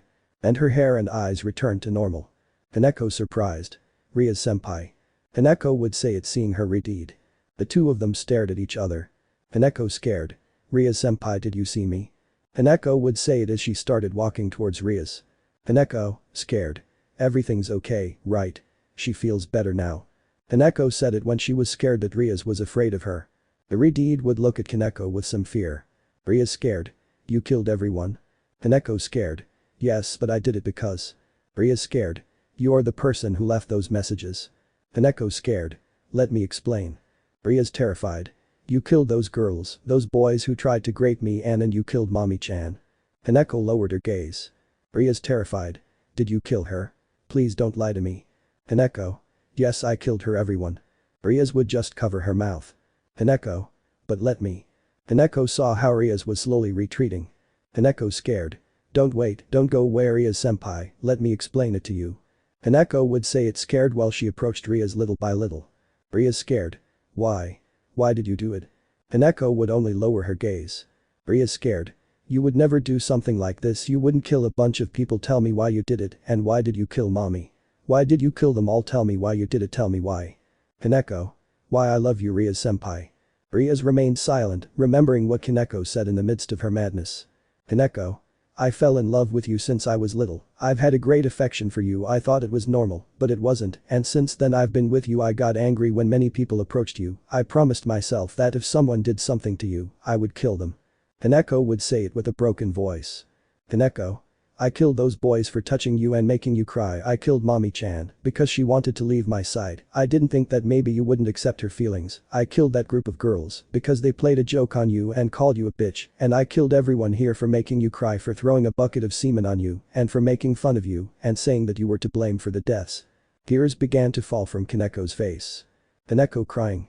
I was afraid to tell you my feelings, I was afraid that you would reject me, I didn't want you to know this because of your reaction, but now you're afraid of me. Nissan was right, my unhealthy love for you would bring me consequences, now I scare you, but I love you, Rias-senpai, you are the love of my life, I like everything about you, your beautiful hair, your beautiful eyes, your sweet smile. I wanted us to be a couple, I wanted us to be together. To form a family, but now I can't be with you anymore, I am a monster, a murderer, and no one wants a damn monster. Koneko would say it while crying. Rias would begin to approach Koneko. Koneko crying. Forgive me, Rias-senpai, I'm sorry for this, I didn't want you to be afraid of me, but in the end I don't know if you feel the same way. But in that. Rias would hug Koneko, surprising her. Rias. I love you too, Koneko. Koneko was surprised. Rias. When you gave me that gift to lift my spirits, my heart began to beat for you. I had dreams about you, and I was able to understand. I fell in love with you, and despite everything you did, I'll tell you something, I love you, even though your love is unhealthy, so yes, I love you, but tell me, would you like us to be a happy couple? He would say it, smiling. Koneko would be surprised and then start crying and hug Rias. Koneko crying. Yes, I've been dreaming of this since always, yes, Rias-senpai, I want us to be a couple, and to love each other, I love you, Rias-senpai. Koneko would say it while crying. Rias would just pet Koneko's head. So both would come closer to each other and then give each other a tender kiss. Koneko happy. I love you, Rias-senpai. Rias happy. I love you too, Koneko-chan. The magic barrier had been deactivated. Although they didn't notice that Saji was moving. Saji's thoughts. Saji. Fine, forgive me Issei, but I will use your appearance and I will make a clone of myself that is injured like me, only then will I avenge those that this crazy woman killed. Out of your thoughts. Without them even realizing it, Saji would begin to change shape and create a clone of himself that would be a distraction. Rias and Koneko would hug each other. Koneko. Senpai, she got dirty, now she's stained with blood like me. Rias. Don't worry, we'll just take a bath and then maybe. But Rias saw a silhouette behind Koneko. Koneko. Rias senpai. What's up? Rias scared. Careful. Rias would grab Koneko by the shoulders to push her aside but. As a result, Rias would be run through by a sword staining Koneko with blood again. The nekomata would be completely terrified as she watched that sword being pulled out of Rias. Rias Harita. Koneko-chan. Rias vomited some blood as she was pierced again and then fell to the ground. Koneko assistada. No. Koneko would look at that guy seeing that he was no one more and no less than. Koneko surprised. Issei. What did you do? Issei, Saji. You killed Saji before dying, he managed to warn me as soon as the barrier was gone. I wanted to kill you for what you did, but the president protected you, she shouldn't have done it. Koneko angry. You damn wretch. Issei, or rather Saji, would fly out of the gym. Koneko was going to follow him, but would approach Rias. Koneko worried. Rias senpai, please look at me, here I am love, please look at me. Koneko would say it while looking at Rias who was spitting blood. Koneko worried. I ask you, just look at me and stay with me, please don't abandon me, Rias senpai look at me. Rias would just put a hand on Koneko's cheek. Rias injured. Koneko-chan, I'm sorry, but I couldn't allow you to die. Koneko scared. Please don't talk, just try to stay by my side. Rias hurt. Forgive me, but I think we can't be together anymore, my life is going away, I wanted to be with you, I wanted us to start a family to get married, but I can't be with you anymore, goodbye, I love you Koneko-chan. With a smile on his face, Rias would finally die in Koneko's arms. The nekomata would begin to cry as she saw the body of her redhead. She would only hug the body of her beloved while the tears fell more quickly. Koneko crying. No, giggling. The nekomata would hear the police sirens, so she quickly disappeared with Ria's body. And instantly the Saji clone disappeared. While the real one was hidden behind the gym. Saji hurt. It was worth it, now she knows what it feels like to lose, now I can go with you Horikita. So Saji would fall to the ground, dying. Without knowing that I condemn Issei to a terrible fate.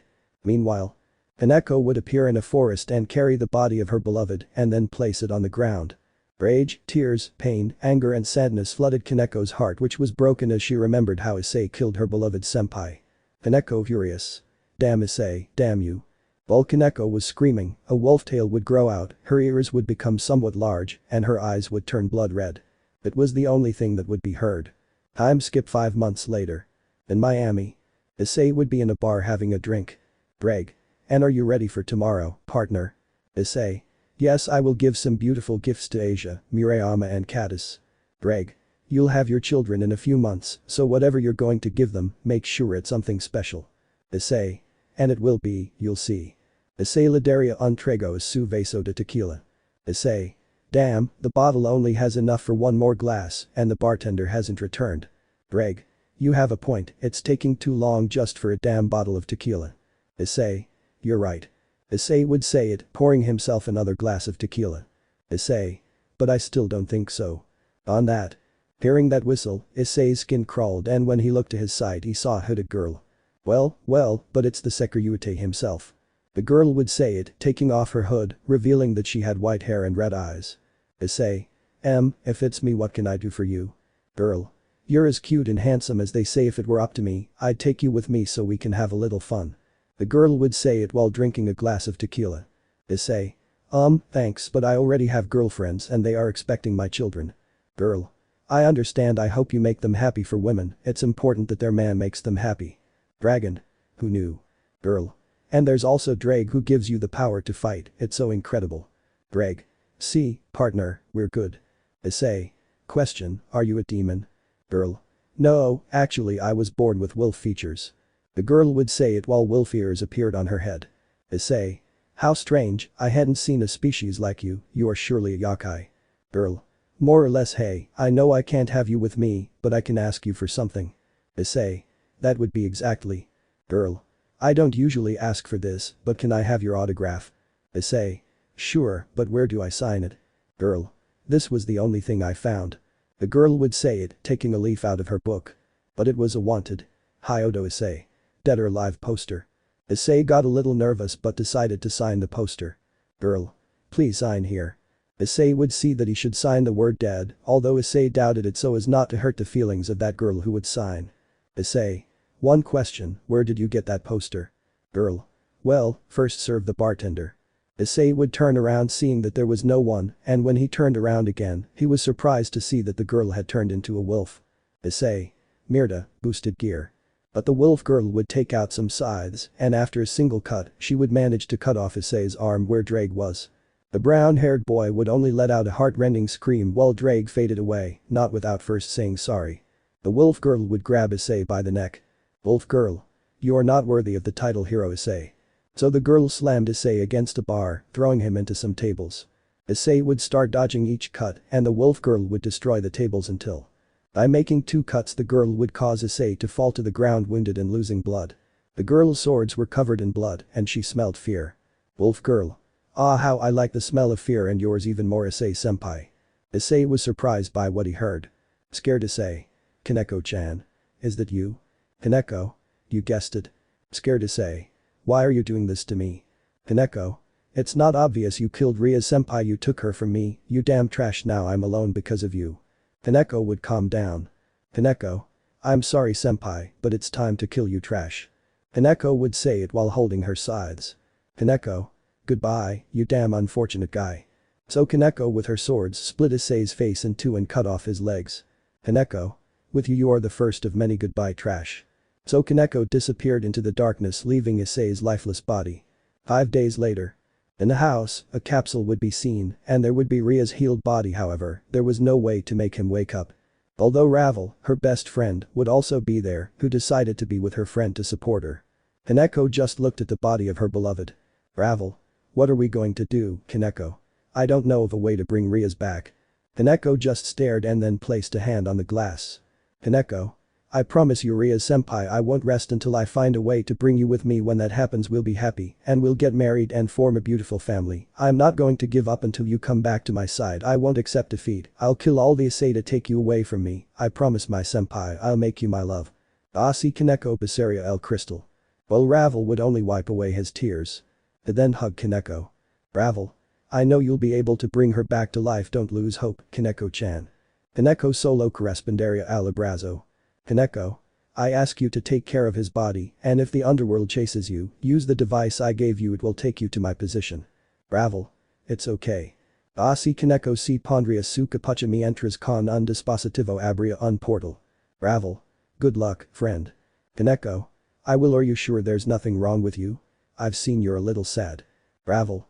No, don't worry, I'm just sad about your situation. Koneko.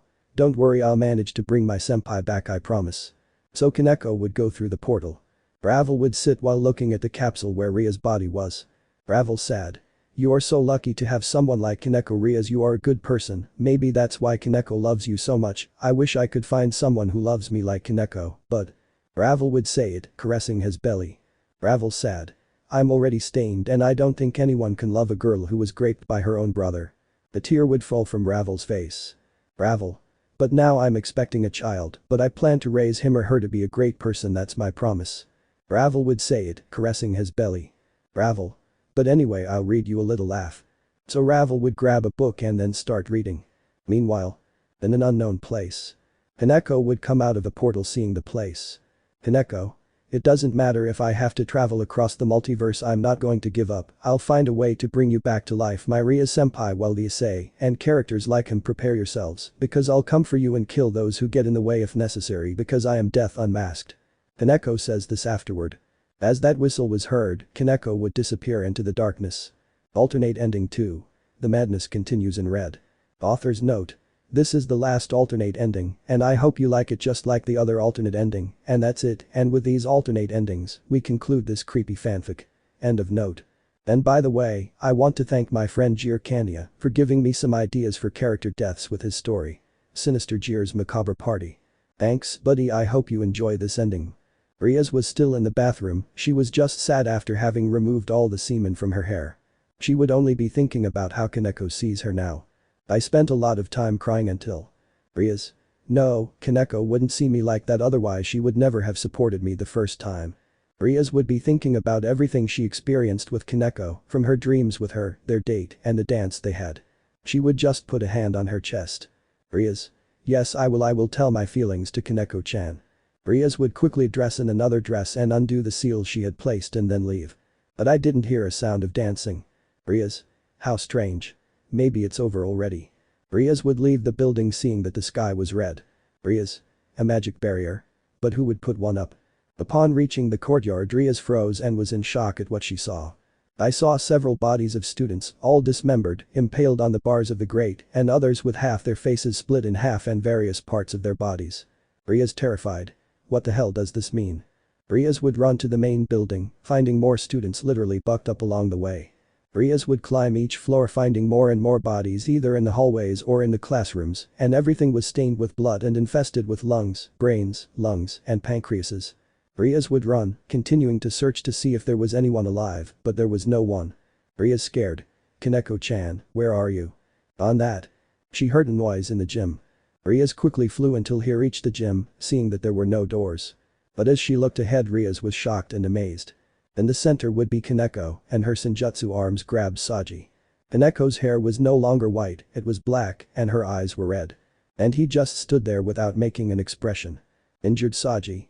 You're a damn murderer, a madwoman. Koneko Yandere. I don't care, that's what happens when they touch what's mine, and that's Rias senpai. That surprised Rias. Koneko Yandere. Now die Saji. So Koneko would take out her knife and stab Saji, starting to stab him until Saji no longer moved. So Koneko would release Saji's body. Koneko would just start laughing like crazy while grabbing her face. Koneko Yandere. Jahahaja, now my senpai is free, I killed those bastards who hurt him, I did it, and now my senpai will be mine, only mine, only mine, only mine, only mine, only mine and no one else's. Rias senpai, I love you, I love you, I love you, I love you, I love you. Koneko would say that if she were crazy. Koneko's laughter was heard in the place. On that. Rias scared. Koneko-chan. Hearing that voice, Koneko was surprised. She turned around while her senjutsu arms disappeared. And her hair and eyes returned to normal. Koneko surprised. Rias senpai. Koneko would say it seeing her redhead. The two of them stared at each other. Koneko scared. Rias senpai, did you see me? Koneko would say it as she started walking towards Rias. Koneko, scared. Everything's okay, right? She feels better now. Koneko said it when she was scared that Rias was afraid of her. The redhead would look at Koneko with some fear. Rias scared. You killed everyone? Koneko scared. Yes, but I did it because. Rias scared. You are the person who left those messages. Koneko scared. Let me explain. Rias terrified. You killed those girls, those boys who tried to grape me and you killed Mommy-chan. Koneko would lower her gaze. Rias terrified. Did you kill her? Please don't lie to me. Koneko. Yes, I killed her, everyone. Rias would just cover her mouth. Koneko. But leave me. Koneko saw how Rias was slowly retreating. Koneko scared. Don't wait, don't go away Rias senpai, let me explain it to you. Koneko would say it scared while she approached Rias little by little. Rias scared. Why? Why did you do it? Koneko would just lower her gaze. Rias scared. You would never do something like this, you wouldn't kill a bunch of people, tell me why you did it, and why did you kill mommy? Why did you kill them all, tell me why you did it, tell me why. Koneko. Why I love you Rias senpai. Rias remained silent, remembering what Koneko said in the midst of her madness. Koneko. I fell in love with you since I was little, I've had a great affection for you, I thought it was normal, but it wasn't, and since then I've been with you. I got angry when many people approached you, I promised myself that if someone did something to you, I would kill them. Koneko would say it with a broken voice. Koneko. I killed those boys for touching you and making you cry. I killed Mommy-chan because she wanted to leave my side. I didn't think that maybe you wouldn't accept her feelings. I killed that group of girls because they played a joke on you and called you a bitch, and I killed everyone here for making you cry, for throwing a bucket of semen on you, and for making fun of you and saying that you were to blame for the deaths. Tears began to fall from Koneko's face. Koneko crying. I was afraid to tell you my feelings, I was afraid that you would reject me, I didn't want you to know this because of your reaction, but now you're afraid of me. Nissan was right, my unhealthy love for you would bring me consequences, now I scare you, but I love you Rias senpai, you are the love of my life, I like everything about you, your beautiful hair, your beautiful eyes, your sweet smile. I wanted us to be a couple, I wanted us to be together. To form a family, but now I can't be with you anymore, I am a monster, a murderer, and no one wants a damn monster. Koneko would say it while crying. Rias would begin to approach Koneko. Koneko crying. Forgive me Rias-senpai, I'm sorry for this, I didn't want you to be afraid of me, but in the end I don't know if you feel the same way. But in that. Rias would hug Koneko, surprising her. Rias. I love you too Koneko. Koneko was surprised. Rias. When you gave me that gift to lift my spirits, my heart began to beat for you, I had dreams about you, and I was able to understand, I fell in love with you, and despite everything you did, I'll tell you something, I love you, even though your love is unhealthy, so yes I love you, but tell me, would you like us to be a happy couple? He would say it, smiling. Koneko would be surprised and then start crying and hug Rias. Koneko crying. Yes, I've been dreaming of this since always, yes Rias-senpai, I want us to be a couple, and to love each other, I love you Rias-senpai. Koneko would say it while crying. Rias would just pet Koneko's head. So both would come closer to each other and then give each other a tender kiss. Happy Koneko. I love you Rias-senpai. Rias happy. I love you too Koneko-chan. The magic barrier had been deactivated. But Saji would start to get up, taking the knife out of his stomach. The two would look at each other while smiling. Rias. Come on, let's go, we have to clean this blood. Koneko. Yes, it's okay Rias-sem. But about that. Saji would stab Koneko with a knife and she was surprised while Rias was terrified. Saji would continue stabbing Koneko with a knife until she fell to the ground. Injured Saji. If I go, let it be by taking you to the real hell. Saji would leave with difficulty while Rias quickly approached Koneko's body. Rias scared. Calm down, I'll take you far away. Thus Rias disappeared in a magic circle. Appearing in a forest. Koneko hurt. Rias-senpai. Rias scared. Please try to resist. Koneko would just put a hand on her redhead's cheek. Injured Koneko. Please never forget that I will always love you with all my being.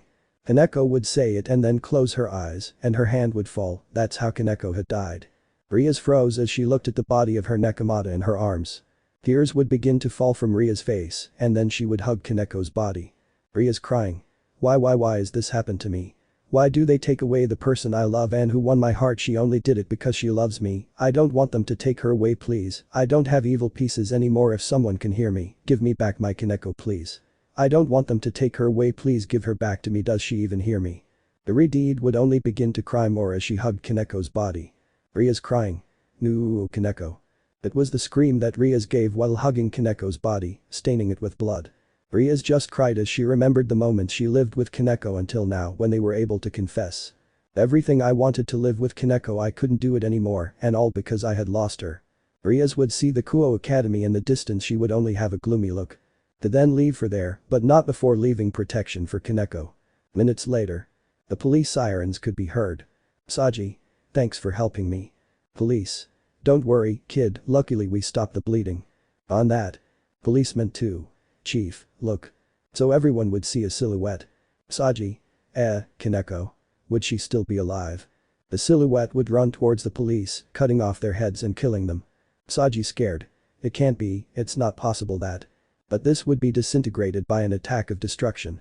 Rias. Now it's because of you that everyone will suffer. This world took my Koneko from me and I will take their world from them. I would say it, you would shout it from the rooftops. Time skip 3 months later.